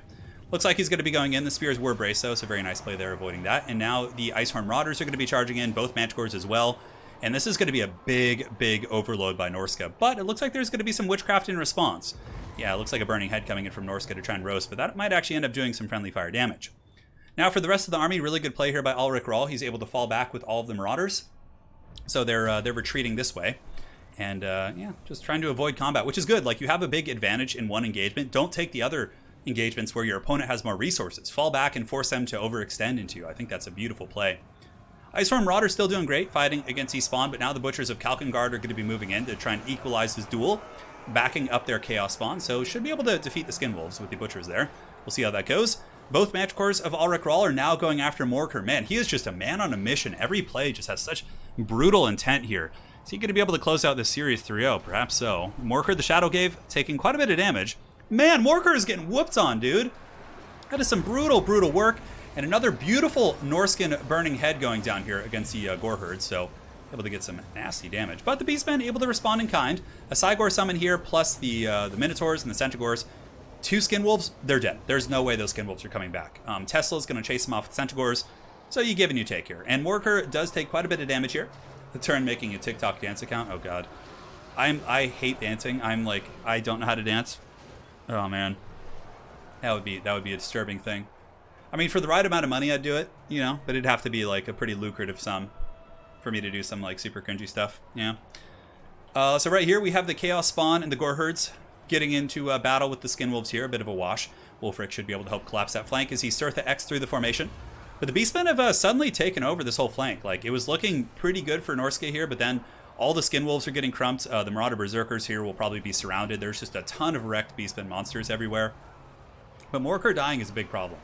Morkr needs to be stabilized here, and it looks like the Razorgore Herds, which are actually a pretty good high-mass defensive tool, are able to fend off the Manticore and actually force that thing to rampage. Oh, but Skinwolves are pouring through as well. They need something to chase down Morkr. If Morkr comes back, that could actually be a big problem. Looks like the Skinwolves are on the hunt. They're after you. I'm on the hunt, I'm after you. Here they come. Will Morkr come back? It looks like he's broken. Will he stabilize? It looks like they should be able to chase him off. Now, for the rest of the battle, the Cygor summon able to crush those Marauders on the weak side of the formation, and a lot of the Norskan army, including the Manticores, are starting to kind of fall apart. And it's not like we have Mammoth Wulfric who could really carry against some, heavy mass like this, but the Beast people are actually, despite their lord getting pounded, are really crumping this army. Frail Manticore gets crumped here, this one gets crumped there, Berserkers getting run over by Minotaurs and Spawn, and there's actually not a lot left for Norska. Morkr, of course, it looks like a couple spears were just kind of lurking back there in the Shadow Realm, and they were able to kind of maybe save Morkr? Might be able to.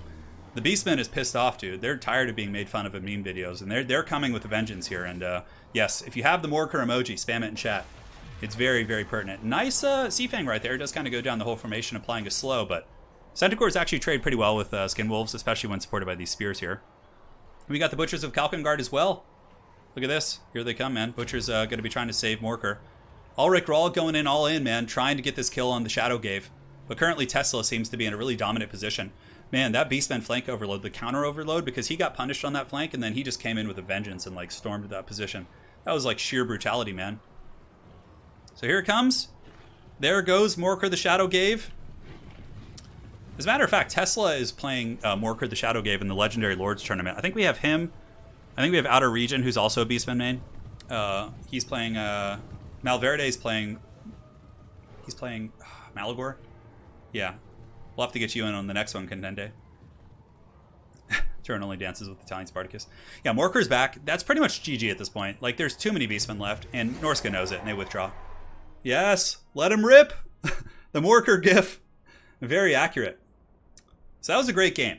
I thought Tesla was in big trouble. That first engagement was so well for Ulrich Rahl. He basically killed Morkr in the beginning. He like collapsed that whole flank. But then the Beastmen counterpunch was like super pissed off. They came in super hard.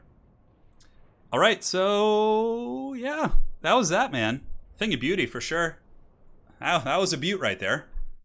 So let's go ahead and update the scoreboard. Tesla's on the board. Meat's back on the menu, boys. I don't like Chariot Wolfric. I just don't. I feel like it's... Ugh. Like Throg would have been better there, right? Someone like that. I don't know. I just never like Wolfric on a Chariot. I know. Beastmen mains rise up. Like Ice Cube said, gangsters don't dance, they boogie. Alright, next match. Let's load in. Let us waste no more time. Once more, into the deep we go. And let's get the blocker up. Game 4. Are we going to a game 5? I don't know, man. So this one is Ulrich Rahl on the Empire, facing off against Tesla on Bretonnia. Interesting. That game was electric for sure. Tesla with the vengeance of 1,000 tariff videos. See, this was fine. Yeah, I know the Merker gif is so good. Lady Turn drew that bad boy. I can almost count the number of Beastmen mains on. I could probably count you all in one hand. I think there's like 4 or 5 of you. Yeah, Chariot Wolfric seems weird. Yeah, it's a cool thought, but just, you know. Like, because in theory, he's really good against Morker, right? Like, he can just run him over and Hunter of Champions him and shit. But, yeah. Generally, it just doesn't work. It's really just unfortunate that Norska only has, like, 2 Lord choices, and their basic Lord choice is just super haggard, so... There are probably about 5 Beastmen mains in the world. Yeah, I would agree with that. All right. So, this is a very cool build by Ulrich. He's got double War Wagon, a Steam Tank, a Stank, Karl Franz, and it looks like it's going to be Pistoliers backed up by Empire Knights, some Handgunners, and some State Troopers. Really, the epicenter of the build is going to be the big boy, the Steam Tank here, backed up by the War Wagons. I love it, man. I love it. It's a glorious build. A good time for all. Now for the forces of the Bretonnians, who are going to be led by Tesla. If Tesla loses this game, he is out of this particular series. Of course, it is a Swiss League tournament, so it doesn't mean you're out of the tournament. It just means you've lost this one. You, of course, have many weeks of games to play.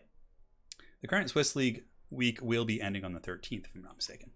So, looking here, we have just basic Pilgrims and Men-at-Arms, Fey and Double Paladins, super meta. We got Trebuchets. Trebuchets actually, it's pretty funny. I've seen Trebuchets kill Steam Tanks before. It's hilarious. But yeah, he's got triple Trebs backed up by Questing Knights. Questing Knights are probably the most cost-effective variant against Empire because they trade okay with Demis. They beat Empire Knights. They're good against infantry. Just a very, very solid, well-rounded pick. So we'll see how this goes. The Steam Tank, I know it's here and it's not even being used as a meme. This is a serious competitive series. There was a time when I played Beastmen a lot. I kind of like fell off the wagon. I think I had some like tournament game where I was like playing against like some undead faction with them, and I got so frustrated about how shitty the matchup was that I just like stopped for a while.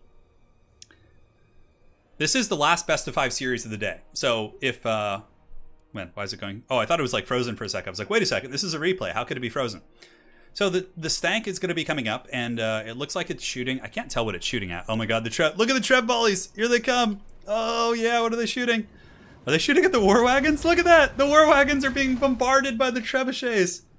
Oh dude, that's so funny. Look at that, that's actually some damage there. War Wagons are actually really, really good against Bretonnia. They can kite the Questing Knights pretty effectively and do some big damage.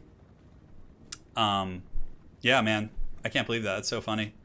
Trebuchets doing some huge damage. I'm curious if they're going to start shooting at the Steam Tank here. So 2 Paladins are marching out. They're like the it's like Gandalf at Pelennor Fields coming to rescue the soldiers retreating from Osgiliath, riding out. But then the Nazgul flies overhead. Karl Franz, yeah, forcing them back here a little bit.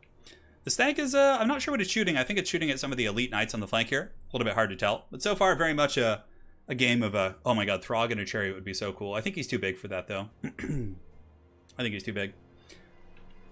So the Bretonnians moving up a little bit, but honestly they have the 4 Trebuchets. That they should be the ones just slow pushing and just sitting.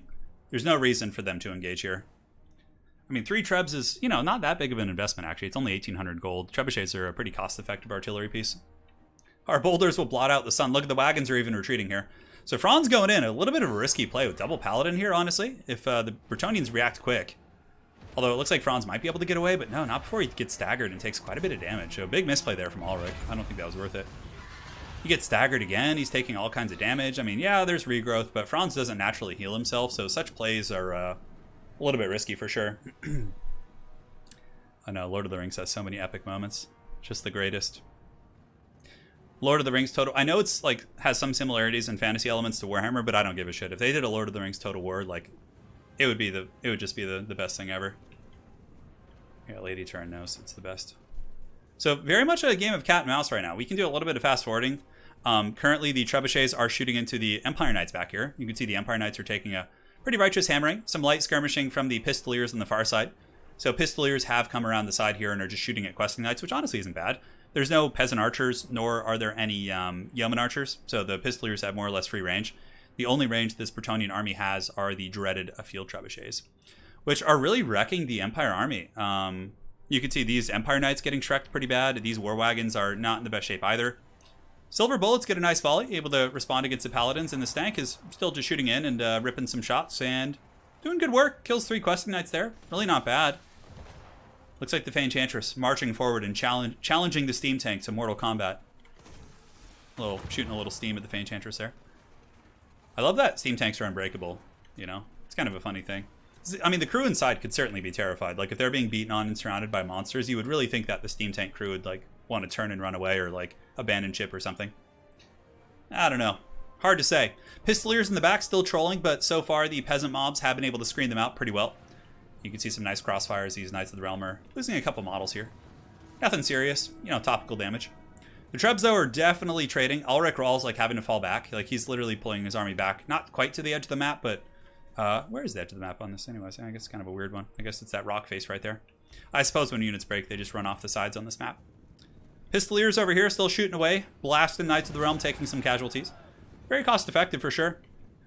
But the Trebs, man, the Trebs are slow pushing and rapidly running out of room are the Sons of Sigmar. Trebuchet sitting quite happy on ammunition. This is, I know, it's a super weird match. Super weird match. But, you know, it's matches like this that are truly the spice of life. Shetland Apache with a very accurate lore description of what's happening. The Steam Tank Sentience takes over and it starts managing itself. The Omnissiah, the Machine Spirit, guides the Steam Tank. The crew is just there for the show. Okay, fair enough. It's imbued with some sort of witchcraft. Nice Earthblood right there, healing up the Questing Knights, and it looks like the Pistoliers charging into the Peasants a little bit, but I think they're mainly just trying to shoot the Knights there and kind of got a little bit danger close. Look, even that, like, mistake charge almost breaks the Peasant mobs. That's so funny. Oh my god. It's so good. And the Steam Tank has earned a Chevron, so it's done some work, but now Bretonnia is going to be moving up, and, like, oh man, the Trebuchets are just bombing from deep. Yeah, you can see the Spearmen getting bombarded here. They're not the most accurate, but when they do make contact, man, it can do some good work. Here comes an engagement. Karl Franz going after the Enchantress. Better watch out, though. Those Paladins are hot on his tail. Looks like the... Oh, did she get the stagger? Franz getting poked once again by the double Paladins. You can't have that happening. However, the Silver Bullets are here. That's really big. Silver Bullets, of course, can shoot the Paladins and get some really good value there. And Franz does have the Reikland Runefang popped. Maybe he just wants to fight here, honestly. Although, I guess he doesn't really have too much support. That's a really, really unfortunate engagement. Like, he's losing, like, 40% HP on Franz right there for, like, no value back. Got to be more careful with those engagements. Now, the War Wagons should be able to kind of counterplay a little bit, but Bretonnia does have the Knights here. And, oh, now the Stank is a little bit surrounded. Like, the Paladins are going to start beating on the Stank here. And the Trebuchets are still... Man, look at these Spearmen just get wrecked here by the Trebuchets. Nasty, nasty Hobbitses. And the Paladins still hunting, but looks like they're going to be turning around to go after Franz. Enchantress could drop a big heal right here, which would be quite nice. And now Bretonnia is coming in with the Questing Knights. So 1, 2, and it looks like even more elite Knights are coming in here. Granted, Empire's doing a good job shooting here with the Pistoliers, blasting into the Questing Knights. Silver Bullets, though, about to pay the ultimate troll toll, and that's going to hurt pretty bad. Yep, that sucks for them. Probably going to get shut down by those Questing Knights. Granted, the War Wagons might be able to peel. A little bit hard to say. Karl Franz getting wrecked again. Unfortunately, the 2 Paladins able to just give him the business, and he breaks. Now the Questing Knights come in and trap the Steam Tank, while the Trebuchets continue to rain hot fire all over the map. You can see, oh god, Anakin, I'm too weak. Just bombarding those Empire Knights. Even though they don't always hit, it's when they do connect, man, it kills a lot of those models outright, as you just saw there on the screen. This feels like a Napoleon game. Yeah, it kind of does feel more like Pike and Shot, you know, with, yeah, with the gun lines and stuff. Yeah, the Questing Knights did get in there, and the Silver Bullets were shut down. The War Wagons trying their best to kind of screen them out. But with Franz being more or less bullied off, and the Stank being surrounded here. And yeah, also on top of that, Empire Knights are going to trade super inefficiently with Questing Knights. When those Questing Knights countercharge back in, the Empire Cavalry Corps is just going to get decimated. Trebuchets are all really in good shape too. They could start shooting the wagons. A nice heal there from Ulrich, able to heal up the Franz. But it looks like this might be going to game 5 here. I mean, it seems like Tesla and his Bretonnians are in a very dominant position. However, I've seen Franz get out of worse positions, as this Paladin here does get terrified and bullied by Franz. This is what he should have been doing earlier, just, I guess, fighting back. Yeah, look at that. Look how badly he's bullying these Paladins now. That Paladin's getting worked on by the Franz, man. Oh, brutal damage. The other one does come back from the terror route. But now the Questing Knights of Bretonnia. Ooh, this is going to hurt. War Wagons getting caught by AP Knights. That is a lot of damage. Silver bullets are offline. The Bretonnian cavalry still pushing in. And, yeah, one Paladin is gone, but the other one's still working on that stank pretty effectively. Franz trying to, you know, peel off the Questing Knights, but Questing Knights do have ITP. They're immune to psychology. And on top of that, they have amazing AP values. So any of them attacking Franz will actually connect and do some really, really solid damage. More Empire Knights moving in, trying to salvage that situation. And, yeah, well, we're going to see how this unfolds, man. Peasant mobs are moving up. Jade Wizard trapped in the back, which is also quite unfortunate. Probably going to be breaking relatively soon. But the War Wagons are making their valiant last stand. Against Questing Knights, though, that's pretty much a hard counter. Although the War Wagons, I guess the Earthblood was able to kind of keep them going. And, you know, they have those good AP shots. But that damage is going to start to add up here in just a moment. Also on top of that, the Stank is on its deathbed. Ooh, look at this. We got a nice isolation. This could be a way for the Empire back in the game. If Franz is able to get the Fey Enchantress and the 2 Paladins, he could carry this game maybe. Hard to say. Ooh, and the Franz with another steel chair attack. This Paladin is going to go into the can here. Oh, he just got halved. I done been halved. That Paladin is down for the count. And now the Fey Enchantress is wanting to try her luck against the Franz. But Franz is not giving any shits, dude. Galmaraz is active. Oh, but she better watch out. I find that there's some weird shit about the Fey Enchantress where it's super hard to hit her in melee. Like, I think it's like a bug. I honestly don't think it's like intended. I had like a Archaon with like Slayer of Kings beating on her, and like I just missed like 5 attacks in a row. It was very strange the other day. I don't know. I'll have to do some testing on it. But then there's times where she just gets like gooned, right? So I don't know. Maybe it's just RNG. Anyways, here War Wagons in the back are stabilized somehow, some way. Looks like they were peeled off, perhaps by some supporting spearmen. The game is still in the favor of Bretonnia, but certainly looking a lot better as Karl was able to kind of equalize things by taking out some of the Paladins and doing a ton of damage to the other one. And now Franz certainly has a hard-on. Going to be going in and trying to take out the Fey Enchantress. Balance of power is creeping back for the Sons of Sigmar. It's about a flesh wound. That looked a little bit more serious. Now, what are the trebuchets shooting? It looks like they might be shooting at the wagons? Okay, let's follow these barrages here. Here they come, here they come. Yep, they're shooting at the wagons. Yep, trying to shoot the wagons and or those spearmen right there. Can't quite tell. So Bretonnia forming its last bastion here. It looks like Franz is going to be going in against the Knights of the Realm. Wagons ripping the last of their ammunition. This actually turned out to be a really close game. In melee, it's really hard to hit. When she runs away, it's easier. Yeah, it's a weird thing. It seems like a bug, honestly. Like, Fey Enchantress is really, really hard to dig out. Treb's still going strong, man. All the way into the 4th quarter of this game. The Empire pushing forward with its dreaded wagons, while these peasant mobs are able to kind of hold up the pistoliers here. And the spearmen moving in, going to be attacking the peasant mobs in the back. What have we got? 89 models right here. Yeah. There they go. Down you go, sweet prince. War wagons pulling back here. Up in the sky, Franz looking for some prey. And that's really probably the best way for Ulrich to get back in this game, is to try and just goon something out. Like, get a really lucky gooning attempt. Maybe, like, even go for the Fey and then just pull back through your spears and just hope and pray. Here he comes. Looks like he's going to be landing. Will he hit the Fey Enchantress? Yep, he does. He hits the Fey. One more hit could do some serious work, but then he's forced back by the Questing Knights. Really nice play right there. Not quite able to finish off the Fey Enchantress, but without Fey, you know, Franz might be able to hard carry this game, especially considering ammunition's about to run out. Is there another Paladin too, or did the other one get focused down? It might have actually been killed by the wagons with their sniping. Paladin, after getting exploded, come back and fight me, you coward. I know, it's so funny. So the wagon's providing a pretty good roadblock.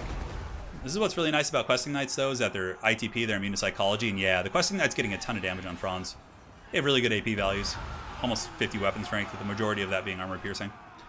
So Franz's 100 armor is not going to help him too much, pulling back through the men-at-arms, trying to use them as a bit of a screen. And it looks like that's going to be army losses for the Empire soon, but he charges the Fey Enchantress, misses his attack, and now he's at 6 leadership. Oh, he almost gets her!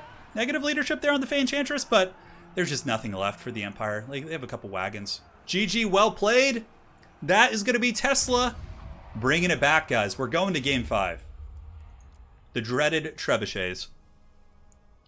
So we have a donation from Tan Kian Heng. Sorry for mangling your name. I probably mangled it so badly, so my sincere apologies, man. I'm really not good with names.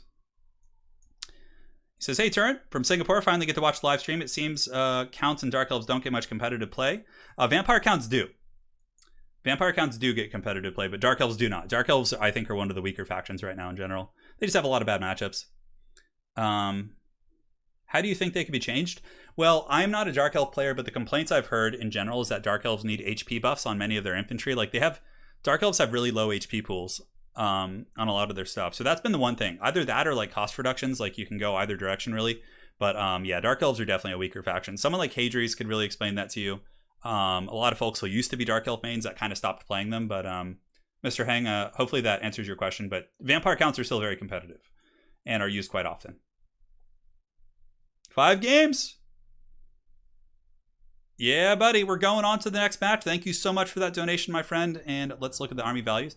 Fey 900, Paladins, oof. Dawi are a good counterpick faction, yeah. Dawi are good. They're a faction of extremes. Like, Dawi, they win hard and they lose hard. Yeah, in my experience. 1900, 1000, Trebuchets, 790, 700, and 700 more or less paid for themselves. Quest Knights, you know, they do their thing. Nothing too crazy. Franz went pretty raid boss, though. 2400. How'd the Stank do? Stank actually did good. Look at that. Stank got 2400. Nice. The Wagons did really good. Wagons are so good against Bretonnia. Yeah. It was a close game. Definitely Tesla favored for most of it, but Ulrich Rahl did a good job scrapping and almost bringing that game back. Let's get in here and party, guys, as we go into the next match. What do you think makes High Elves better than Dark Elves? They have healing. 100% they have healing. So they can make mistakes, more mistakes, and Dark Elves can't. What's your favorite faction for a competitive multiplayer? For me, it's Empire, Skaven, and Wood Elves. They're my favorite right now. But Greenskins are also really good. Greenskins, I think, are a top tier faction. Stone Trolls and Goblins for days, man. Game 5. The one ring to rule them all. It's going to be Ulrich Rahl on the Vampire counts, facing off against Tesla on Norska. Are we going to be seeing the Haggard Mammoth Blob? Oh, we are. He brought the War Shrine Mammoth combo just to get like a ton of leadership. That's so funny. Oh my god. Medusas have terrible line of sight. That's their problem. Like, they're line of sighted like 90% of games. Yeah. Hey, Onraksha, I'm glad you enjoyed the games, man. And yeah, the Legendary Lord Tournament's going to be super fun, dude. All right. So let's go ahead and load on over. 2-2. It's going to be Ulrich Rahl leading the dread forces of the vampires. So he's got a Necromancer, he's got a Corpse Cart, front battle line of skeletons with some Crypt Ghouls in the back. Double Blood Knight to take down the monsters. Bats, another Blood Knight, so triple Blood Knight, damn. Tire pack, and it looks like he's got the red... Oh, the Red Duke is back! He's like, no longer am I overshadowed by the Blood Dragon Vampire Lord. The original Duke is here. Shetland Apache, I haven't mained Vampire Coast in probably like 9 months. I stopped playing them. I don't know. I just lost. I like more aggressive factions. Yeah, Skaven are my defensive one. I'm still good at Coast. Like, my best 3 are Empire, Skaven, and Wood Elves, followed by Chaos, Coast, Greenskins, and then I have some niche matchups that I'm okay with in High Elves and Counts. But aside from that, you know, not too many other ones. All right, guys. So for the Norskins, this is a very, very straightforward build.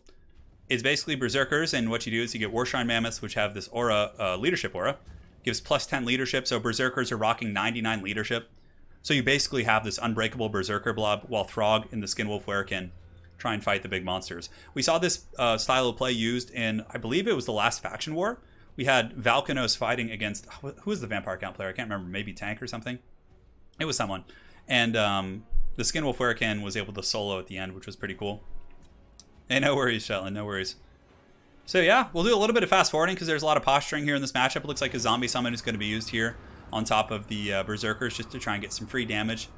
But, you know, the Blood Knight charges are devastating against the Berserkers. They're very squishy. They only have 15 armor and 24 melee defense. So, you know, Blood Knights, you know, big cavalry charges, all that stuff can really, really shit on the Berserker infantry pretty hard. Little breath attack coming in there. Nice one, actually. Hits those Berserkers quite square in the face, and the Blood Knights are charging in, but taking casualties for Blood Knights certainly not worth the cost of admission there. Probably be a little bit more conservative with the Blood Knight charges. Just wait for your army to get there. Granted, he's getting good damage. Getting some good damage. And he does have Invocation, so I suppose it's not the worst thing in the world. And you know what? I guess I was wrong. He's getting some good value. These Berserkers here are also getting Shrek'd by Dire Pack and Blood Knights, and that's a lot of damage on this Norskan army right out of the gates. This Berserker unit really taking a hammering. So Ulrich will probably keep flying overhead, just dropping zombie summons on top of the Berserkers, getting breath attacks, and just keep going. Vicious Satsuma says he thinks it was Tank. Yeah, probably was. Tank's a really good Vampire Count player. He's really steady, you know. Real steady and does quite well for himself. Now, a pretty big mistake here by the Norskins up on the high ground, letting Throg get caught. El Sif is active. The Bandito, the Red Duke, coming in to try and go after Throg. He might have to use Wintertooth Crown here if he keeps getting hammered. And it looks like he is going to use it, I think, which is certainly smart. Cascading Fire Cloak, fight or die. It looks like we got a big brawl on our hands. Throg is 100% going to want to probably fall back to the Comfort because he did overextend there and really took a lot from those Blood Knights. But on that same note, you know, it did commit the Blood Knights to a fight in which they're dying pretty badly. But if Throg gets broken and routed here, that could just be, you know, a game-losing situation. We'll see. He's taking a lot of damage from the Duke, and the Duke is certainly no joke. But the Mammoths are trying to get in. Mammoths also do give leadership buff to Throg. Throg is currently shaken. Man, he's getting worked on. Those Blood Knights are doing so much damage to him. But one unit of Blood Knights has been fully killed, which does cost more than Throg. But again, it's more than that, right? There's leadership, and Throg is wavering. He's terrified. If he could save Throg, it might not be the worst thing in the world, but that's a pretty disastrous way to start. Yeah, the Vampire army is just walking very slowly. They're not running fast. They're just moving because, honestly, do the Vampires even need their army to defeat this? I don't know. Maybe not. Throg is broken. That's really bad. Oh, God. Throg gets flattened by the Red Duke there. Now, one unit of Blood Knights is, like, fully dead, but they're going to be healed by Invo, so that ends up being a huge win. A huge win. Ouch, dude. That hurts my soul. Maybe the Wintertooth Crown should have been saved, but I don't think it would have mattered. The Blood Knights were doing so much work. So, yeah, now Norska's like, well, shit. We don't have a Lord. That's rough. Like, I feel like the Blood Knights were, like, soloing that army. You know? Like, the rest of the force just isn't even coming. Necromancer's hiding in the trees just using the Forbidden Rod, which is fine. Yeah, Throg got karate chopped pretty bad. You really got to keep him in the center. If Throg, like, that's the one way you lose with this, like, really hard. So Blood Knights are circling about.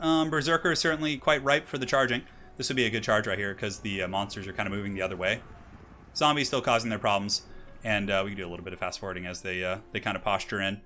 The Undead army moving very slowly. Just this is like good patient play from the Undead, yeah. Well, the Red Duke Throg was kind of like trapped by Blood Knights too, so he wasn't able to really fight back super well. He was hitting the cavalry. Throg was not hitting the Red Duke from what I saw.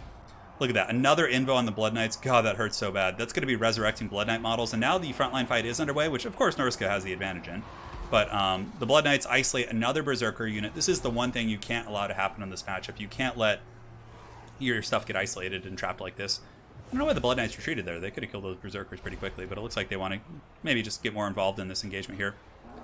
Mammoth, of course, doing great damage. Mammoths are really good against hordes of infantry. And now we have the big Red Duke, El Jefe, jumping in and doing some damage here. Looks like the Condom Wolf's going after him, and he's able to get a big pimp slap on his back there, but the Red Duke should be able to retreat. At the very least, Norska does have like a secondary lord here. Oh, the Giver of Glory was used by Tesla. Really cool, ambitious idea, but with the Red Duke getting away, it's just a bit of a wash there. Blood Knights kill the Berserkers up on the high ground, charge into the Berserkers here. These ones are crumbling down. It's looking like this is going to be a pretty brutal victory for the Vampire Counts. Though the game is taking its time, it's a very methodical kind of picking apart, which is, you know, if you're a Vampire Count player, you don't always have to rush everything in. Just kind of use your breath attacks and your summons and like try and find picks where you can, right? And Ulrich Rahl really showing that that's a pretty strong way to play the counts here. Same thing against Dwarves. Like, you don't want to send in all your infantry at once. Just send in like one or two, get breath attacks. Unless you get a proper surround, of course. That kind of changes things. But now the Red Duke's going to be going after the Mammoth, which is isolated by Blood Knights.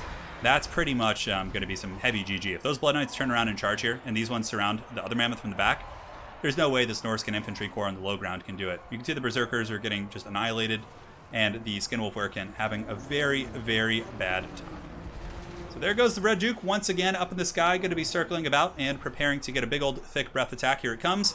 Good night, sweet Berserkers and or Balefiend. Yeah, I find Star Dragon breath attacks are a little bit better at like direct fire there. But he does hit the Balefiend on the charge. He gets some nice damage. Balefiend is wavering. Balance of power massively in the favor of the Vampire Counts now. A little bit of a foregone conclusion. We can honestly fast forward. And that is going to be GG. And with it, the series is won by Ulrich Rahl. He won the first two, and then Tesla did an amazing job scrapping back to those those next two games, and then from there, Ulrich Rahl closed out the series with some very, very good vampire count play. But obviously, capitalizing mainly on the big mistake from Tesla's Throg, that was really what cost him the game. So, nonetheless, it was a really fun game. GG. Red Duke, 2400. Blood Knights, 2000, 1700, 1100. Pretty nasty. Throg just got crumped. The Mammoth still did... Wow, look at the value on the Mammoths. 2815. Despite getting crumped, they did such a good job. GG, well played. And now, my friends, as is tradition here in the world of the Turin channel, it is time to close out today's stream with one FFA. One FFA to rule them all. Well played to those guys. It was a great set of games. Now I'm going to be hosting an FFA lobby. First come, first serve. Although if you played last time, consider letting someone else join. FFA. It's called FFAT, and the password is just 123. Time for the dreaded FFA. So let's make some free-for-all spots. Boom, boom. What map do we want to do? The Warpstone Crater. Not so many choices. Now, what do you guys want to see today in FFA? What floats your boat? We need to go ahead and put it on large funds. There we go. The Forbidden Rod, yes. It's pretty good. Gives you a lot of extra ones of magic. Some delicious water. I think I'm going to celebrate by eating a hot dog after this by going up to that place. So game name is yeah, there's Contende. Oh yes, Contende is back for vengeance. We got Akuma, Tenchi. Hey Aku. Aku for short, welcome. Hey guys, we got one more spot left. Seems like there's no lag. And then we got Wei for our last player. Very good. All right, so for the map, let's go ahead and do the, let's do one that's not too crazy. Lost Temple is always one of my favorites. We'll do the Grove of Slaughter. All right, so let's get the Condom Wolf up so you guys can be surprised. We'll get the blocker. No, I did Vlad last time, so we got to mix it up. We got to do something different. Yeah, that was my build from the last FFA. So I don't know. What do you guys feel like seeing? Man, I know if I ask that question, I'm going to get every single faction mentioned. Let's go with the High Elves. Yeah, I'm going High Elves. Yeah, we're doing High Elves. I got a fun build for you guys. Don't worry. Because we got two Beastmen. Oh god, that sucks for me. We got two Beastmen and oh god, and look at that, and a Chaos Warrior. I have a strong feeling I'm going to be vanguarded on with two Beastmen players. I mean, do you guys want High Elves? Or High Elves no fun? Hang on. Or guys, we could spin the wheel. You guys want me to spin the wheel? We already have Beastmen here. So I think there's enough. No, we did Vampires last time. And we just saw a Vampire game. A Lithanar. Oh my god, no. God. 4 Beastmen players? Alright, hold on. I have a fun build. Okay, I have an idea. I'm probably going to lose, but it's alright. Can't win everything. Sometimes you have to get trash canned. Alright, so let's go this. I need a mobile build, because if I get vanguarded on, I'm going to stay with High Elves.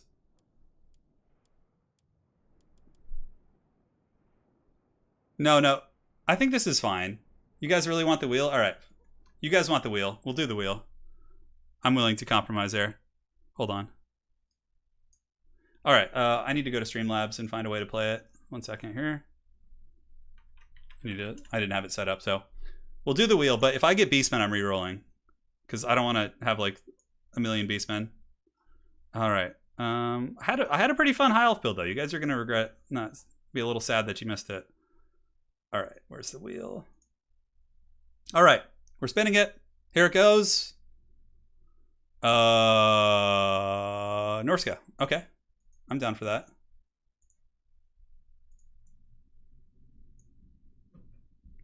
Sorry, you guys Way and I will spin. Okay, you guys want to spin it? So I get Norska.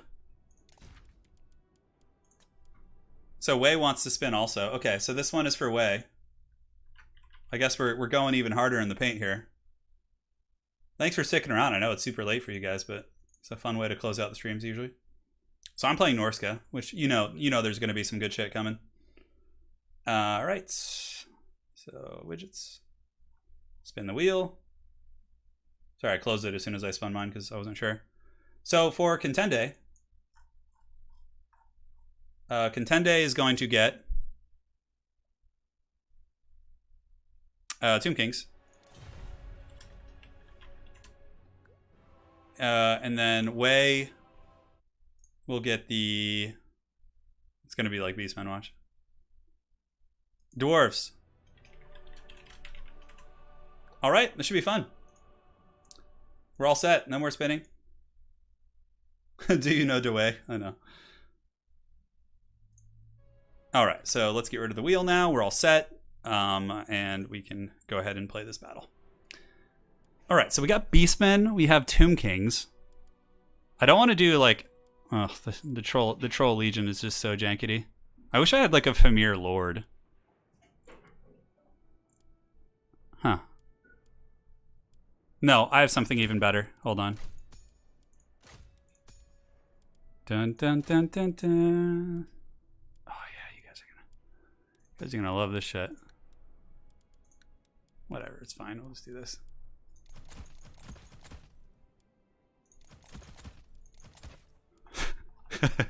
Oh god, I'm so excited all of a sudden.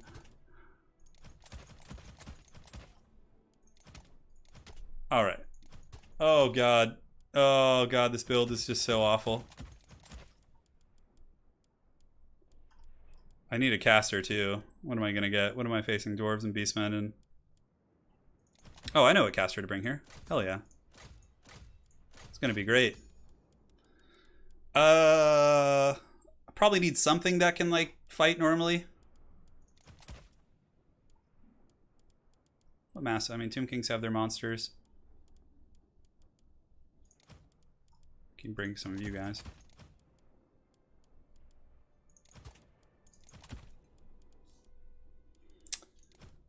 Can I get any good items on you? Don't you guys have anything good? Could this be arranged, please? Okay.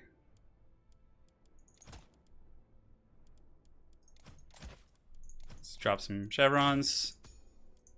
You guys have no idea what's coming. Like, I don't know. I haven't seen anybody guess it right so far. Oh god, we have Clan Angrid. Oh, there's gonna be ghosts.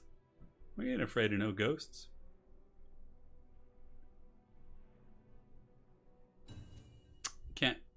Can't kill Morker? Oh, trust me, I got Morker covered.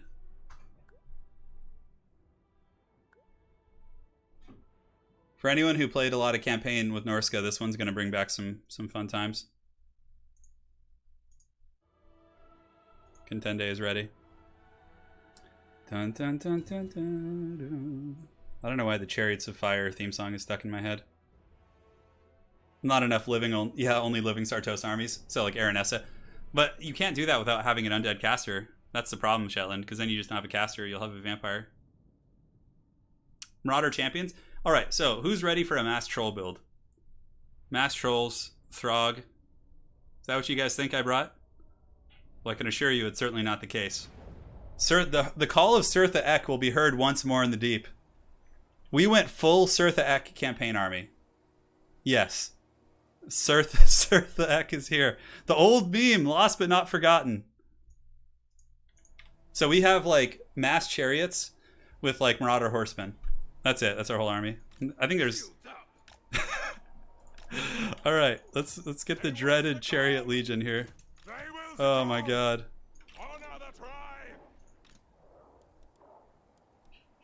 Okay, then Sirtha Ek is going to be leading it with his Shaman Sorcerer of Death. We got the Horsemen here, and we have the Throwing Axes here. This is going to be so freaking bad. Oh my god. Surtha Ek. All right, who do we have here? We have... I do not want to fight Tomb Kings.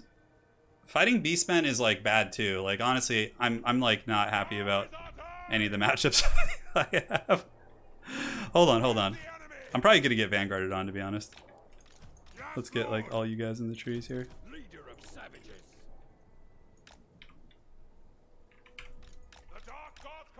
Okay, let's do it. Hopefully no one Vanguards on me. That would just suck. Yeah, this is a micro nightmare. I'm not gonna be able to manage everything. I mean, yeah. Immortan Ek wants his he wants his wives back. That's good, dude. I like that. Okay. Dwarves would be ideal, but they're all the way over here, so. Yeah, we'll see. Smart Dowie would stay in the trees. Skulls for the Skull Throne. Is there going to be a Vanguard on top of me? Maybe.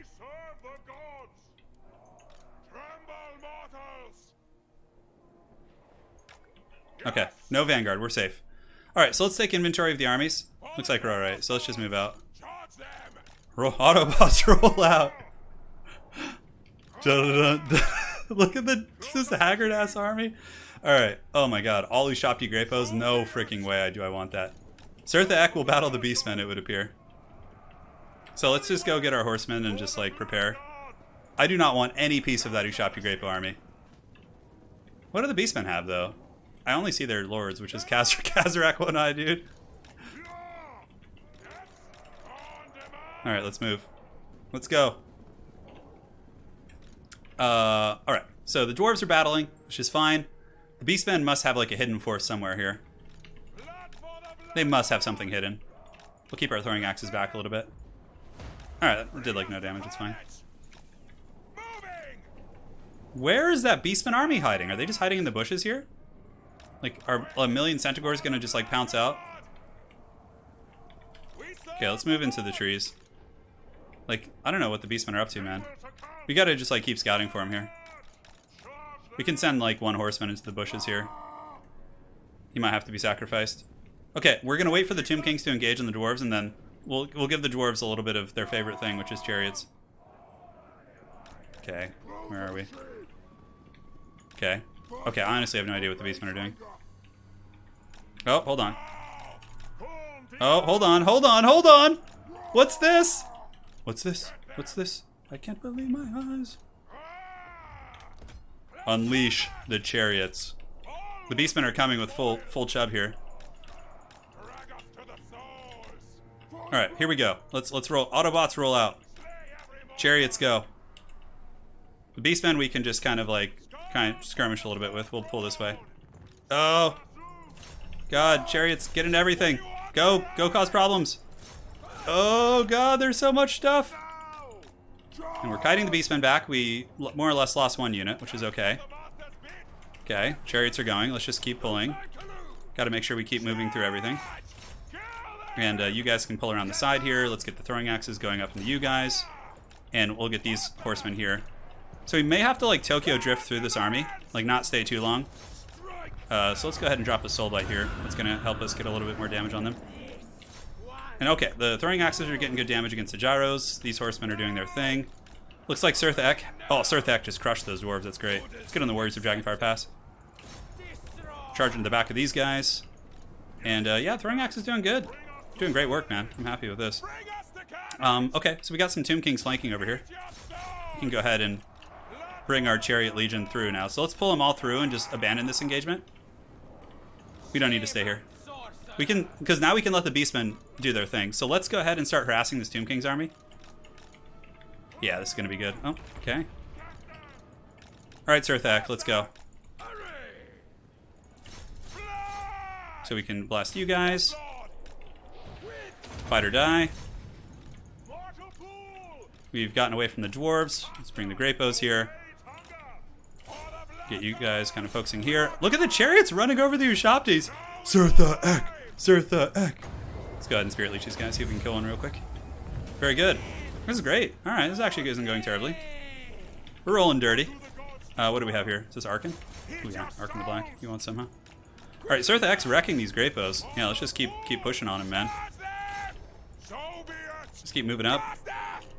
We have the dreaded Tomb Scorpion, which is a bit of a problem, but ideally we could just ignore it. I have another Soul Blight too. We could pop that in a second. So let's go ahead. Fighting here is really bad for me though, because... Oh, hold on. We have Arc in an open field, so let's pull back. Go ahead and Spirit Leech him in a couple seconds. I could Soul Blight him too. Some of the chariots are caught on that stupid freaking Scorpion. Okay, let's keep hunting Arkin. Nobody escapes Sirthak, dude. Nobody. He's inevitable. He's gonna Thanos snap everybody. Oh yes. The dreaded Necromancer being hunted by the legions of Sirtha. Let's go, chariots. Let's go. We've done our damage. We killed the Great Bow. We killed their lord probably. And then we just get away and cackle. No escape, Arkin. Look at the Horseman Legion, dude. That's so funny. So we'll get the chariots, the frostbite chariots on him now, so he can't escape. And Sirthak needs to run into the trees because he's dying here. So we're gonna just run with him because all the great bows are just pounding him. We don't want to trade lords. That's not our jam. All right, so let's go here. Sirtha, no! Okay, trading you for Arkin isn't the worst thing in the world. Because he literally costs like 900 gold. Okay, hopefully he lives. Arkin the Black is dead. The legacy of Sirtha Ek will live on. Oh, we found some Beastmen here that we can run over. Nice. Alright, so Arkin the Black is dead. We killed him. Sirtha Ek lives. Okay, Sirtha might come back. There's a chance. Oh god, the Beastmen ambush! Oh god, there's so many of them! You know what? These are all things that we might do okay with though. Let's get a full surround. So we Soul Blight this army. Our chariots are actually doing quite well. We'll run past with all of our skirmishers. Sirtha Ek will get involved also. You know what? We're gonna kill this. Look, we're gonna get a full surround here. There's no way they're escaping. And then the horsemen collapse in the back. Beastman leadership isn't gonna hold. Yep, that's great. We Soul Blight just crushed that full force. Oh, that felt so good. Unfortunately, Sirtha Ek's getting killed by the Gyro Bomber. Oh, give us those points! Give it to us, precious! Yes! Chariots! Go! Got everything covered, man. We got anti-monster. Come on, Sirtha. Come on! Come on, Sirthak! Show the people why you're the true king in the north. Oh, he did it! Pop this so he doesn't break. Oh, yeah, Sirthak lives. I'm just gonna hide him here. He can just live there and give orders to the rest of his army from the shadows. Although the Beastmen are here, we need to be careful. So we need to chase down these Beastmen units here. Can't let them come back. Alright, that's good. So we're doing good on points. Witness me. Let the Ushopti use all their ammo on the dwarves, that's fine.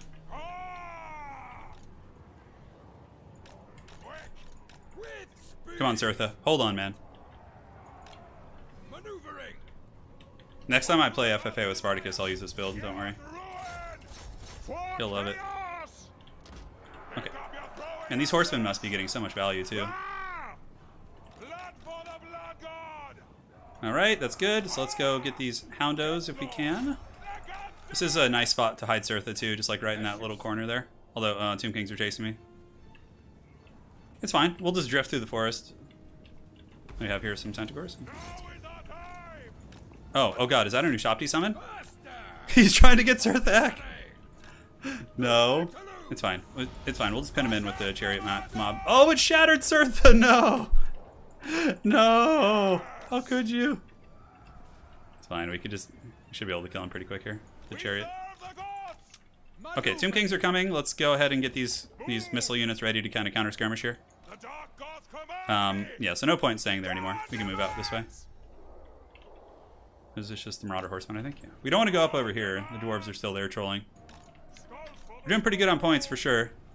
And the skeleton archers shooting into the trees is really, really rough for them. So this whole angle is good. These damn Ushopti, we have a little bit of time before they crumble. So let's go in there. It's fine. There's a Ushopti kill box there. What else do we have on the map? So Tomb Kings are here, dwarves are here, Beastmen are just all over the place. Trying to get past those Ushopti. Sirthak, he did great though, man. You gotta give him some huge props. How much damage have these chariots done so far? Yeah, I mean, I guess it's my armies. It splits it all over the place. Couple seconds left on that frickin' Ushopti, which is like blocking all my shit. Okay, so we can definitely kill the Skyhammer right now if this guy isn't careful. I'm gonna drop a Spirit Leech on it too. Surtha Ek has been taken over by his cousin. Surtha Surtha something. You guys come up with the name. Oh, come on. This Ushopti summon is so annoying. God, get out of here. Thank you. So, I don't know if the Dwarves have learned their lesson in multiplayer from Chariots, but they're about to face the Dread Legion of Surtha Ek. So we can move you guys around the side. Look at Kazrak. Kazrak is still going, dude. How are we doing? Okay, Contende's pulling up. He said vengeance for Arkan. That's so funny. Let's go. Let's go. The Marauder Horsemen gonna just be dropping some throwing axes on their way. Wait to the park here. Da-da-dun, da-da-dun. Vengeance for Surtha! Vengeance! Let's go ahead and Soul Blight them. That'll make them take a lot more damage. So some of my chariots aren't armor piercing, so we need the throwing axes out here, actually. Just keep moving through these guys, moving into grooving. He's dropping bombs on me with the Skyhammer. That's just killing his own troops. Oh, that's so funny, dude. Okay, let's just pull these guys back to a safe spot. You guys go after the Gyro Bomber. Like, that's just killing the Dwarven infantry. It's not helping him. Okay, great. So throwing axes are thrown up here. Then we just drift away from the Dwarven leadership goon squad because there's no point in fighting them. Oh, the Beastmen have a bunch of archers over there. Okay. Surtha Ek. Surtha Ek has taken over, boys. Alright, let's go after this. There we go. No, there we go. We have another Soul Blight soon. We're going to charge into the back of those guys. You can see Belagar and Felix are chasing us, but Gyro Bomber got some nice bombardments there, but it's probably going to pay the price. Let's go ahead and Spirit Leech it just to make sure it breaks. Yep, very good. So that thing's going to die. The Dwarves are methodically being picked off here. We're getting a ton of points from farming them. Oh, the Gyro Bomber just crashed and burned on us. That's pretty funny. Alright, let's go up here, actually. Yeah, it's fine. Oh no, a little bit of lag. Please don't disconnect. This game's been so glorious. Let me make sure it's not me. No, I'm good. Okay, someone else. Surtha Wrecked. Yeah, Scorched Earth tactics for sure. Okay, the Dwarves dropped. I mean, they were more or less out of the game anyways. Unfortunately, they only had like 2 characters left. Alright, so now we have a proper 3-way scrap, but it's time to go feast on the souls of the Beastmen, because they're definitely the easy prey with the Ungors and stuff. The Tomb Kings, how are they doing on Great Bow ammo? They're pretty good. We don't want to eat that. So we need to get enough points that the Tomb Kings can't catch up, even if they kill us. So we're just going to like move over here and start trolling. I saw the Raiders. They're all probably running this way. Oh, there's a Gorbel there and Minotaurs. Holy shit, look at that Beastman force. Oh, God. Oh, give it to us, precious. It gives us the treats. Oh, there's a Cygor summon here. Shit, okay. Oh, God, the Minotaur train's coming. There's no way we can defeat the Minotaur train. We need to pull back. Retreat! Retreat! We're out of ammunition on our throwing axes, too, which is really unfortunate. We might want to just, like, engage into the Tomb King's backside. That being the case. We're just... I think that's a Gorbel, like, Minotaurs. Just all sorts of shit, man. That's not a fun fight for us. We have some Spirit Leeches. We could start Spirit Leeching down the Minos, I guess. It's fine. Oh, God! Back to the trees! Back to the trees from whence we came! Surtha X strikes in the night. He appears like a wraith. Plus there's a Cygor summon there too. We don't want to deal with that shit. Okay, this is good. The Minotaurs are actually leaving, so what we could do is pull our horsemen in and go like try and get some freebies on these Ungors real quick. Since he's going this way, I think he's chasing down something or other. Okay, let's go this way.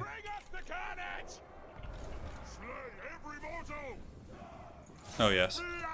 Oh yes, give it to me, precious. You can go hide in the trees back there. Oh yes. Oh, yes, give me those points. Look at all them juicy points just blobbed up right there.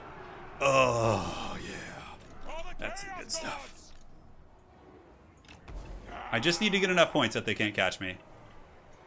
Because I don't know if I can... I don't think I can beat the Minotaur blob. But this feels good for sure. Although the Minos are coming. Oh god, yeah, they're coming.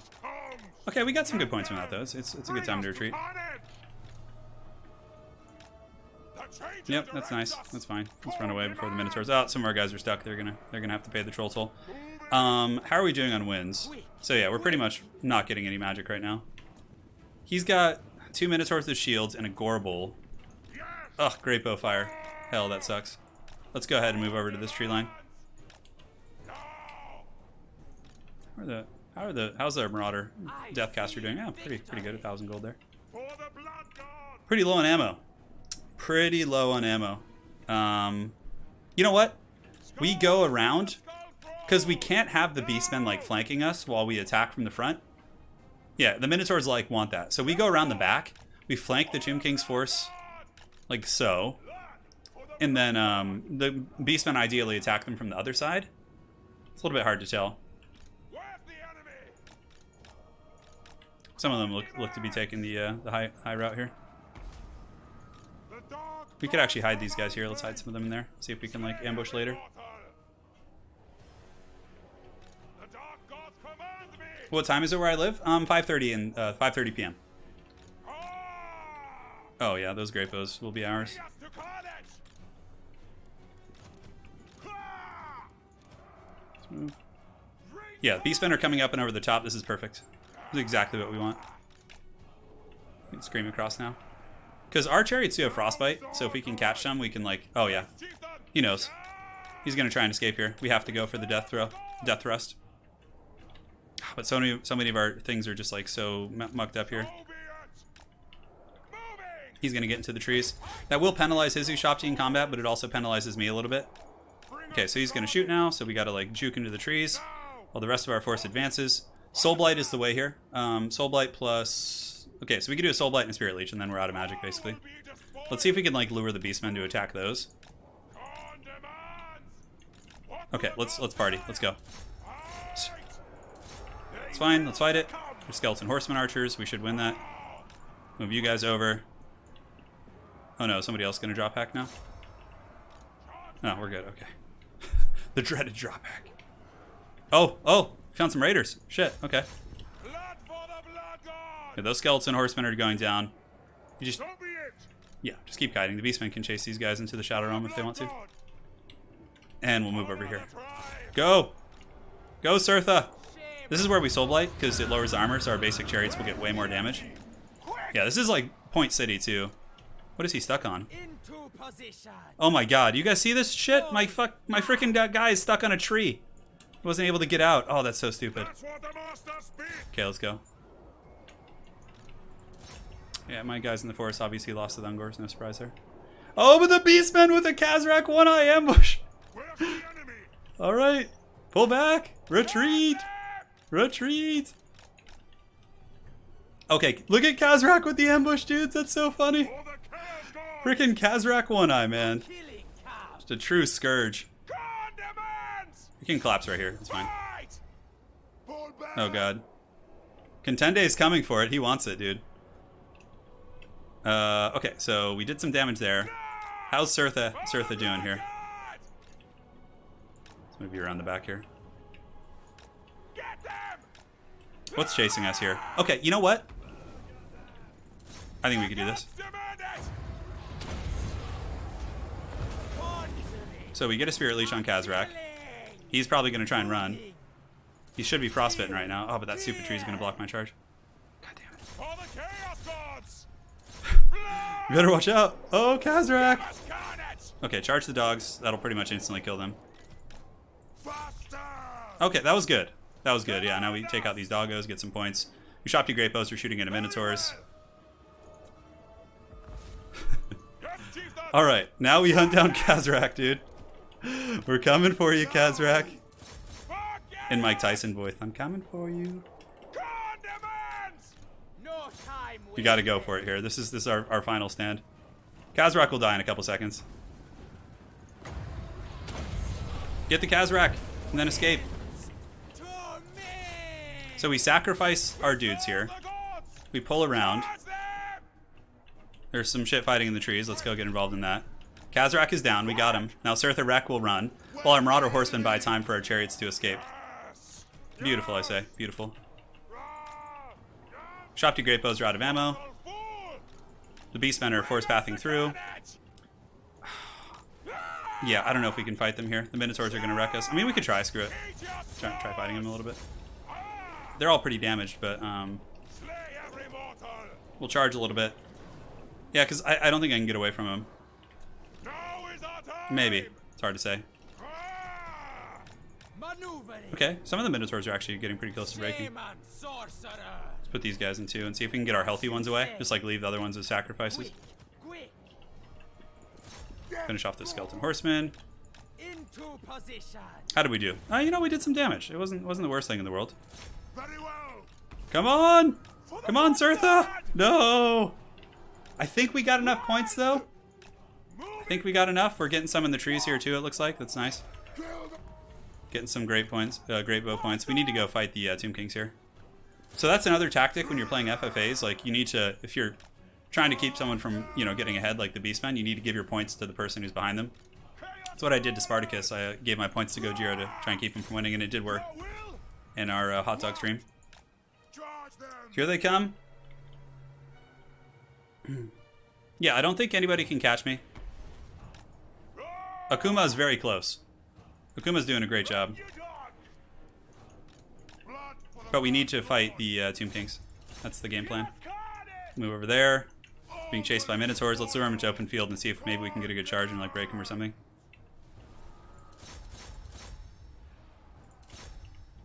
Oh man, that's a lot of Minotaurs. Do we have anything else over here? No, this is it, huh? Oh yeah, this charge is going to be devastating, so maybe we just keep pulling back. Okay, that's good. Our chariots are dying. I have a Sphinx hidden somewhere.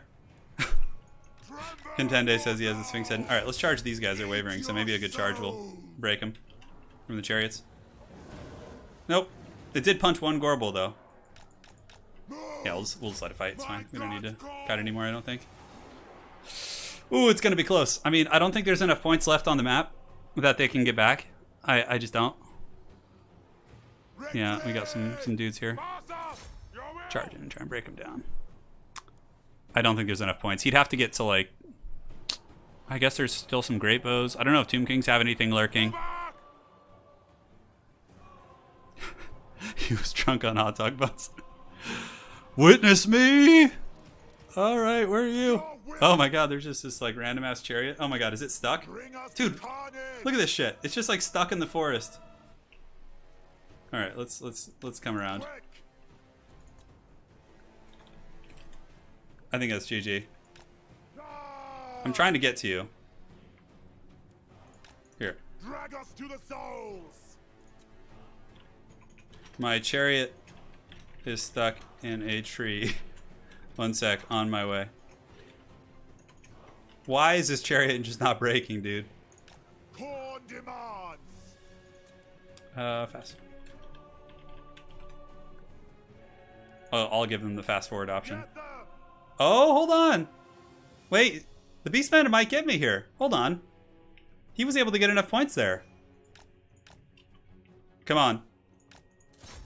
Oh, the Beastman did it, dude. Akuma did it. What a hero. Oh, dude, the Beastman, Kazrak One-Eye defeated Surtha Ek. I love it. Brings me such joy. Okay, I'm 100% going to cast that one separately because that was just too much fun. Unfortunately, the Dwarves disconnected, which was a shame. Oh, dude, that was so good. All right, let's look at the armies. 150. Surtha Ek got 150 value. God damn, he sucked. Chariots, yeah, it's more or less fine. No one was real insane, but it just, you know, the horsemen were great. Horsemen got a ton of value. Call the fire department. This one's out of control. Kazrak got 462 value, more than Surtha, of my Marauder Chieftain. His Minotaurs did great though too, yeah. Centaurs did fine, I suppose. Well, mostly the Minotaurs. That was such a fun game. Contende, he had a cool army too. Some meme catapult, 2 Shopties. In poor way, disconnected. But yeah, his gyros and our organ guns had a tough time. All right, guys. That is it for today. Hopefully you enjoyed all the best of 5 games. I think we had 4 matches today, or 3, I can't remember. As well as the FFA at the end. It was super fun. And Aiden, that's pretty funny. The Beastmen did it, dude. It was great. That was so fun. But we'll be back with a stream, probably not tomorrow, but the next day. I'm going to catch up on some recording tomorrow and things like that. And yeah, I got to start organizing some tournaments. So thank you guys all so much for joining. Special thanks to some folks for some donations. If you guys aren't subscribed to the channel, come join the party. It's always a good time. We had a donation from Garland I missed there at the end. It says, tell CA to give Lore of Life to res models. Also let the Fae turn people into toads. Garland, thank you, man, for the donation. Sorry, I missed it. But thank you, Garland. You want fries with that for becoming a member? Tan Kian Heng. My lovely wife, Scully with the Fat 50, Big Carmen, Schmandolf, Andrea Decarlini, Freddie Knight, Lich109, Andrea again, Andrew King, Brandon Bill is a new member to the channel, Duke of Haggard, Ephraim Va, Eledron, John Burnett, Sophie Shaw, Darius Lopez. Thank you guys so much. It was a super fun stream. We'll be back with more soon. Stay tuned, my friends. Congratulations to the Dark Lord Akuma, leading Kazrak One-Eye valiantly to a glorious victory. He deserves all the praise there is in the world. And my friends, I will be back most likely on Tuesday or Wednesday with the stream. All right, guys. Cheers and take care.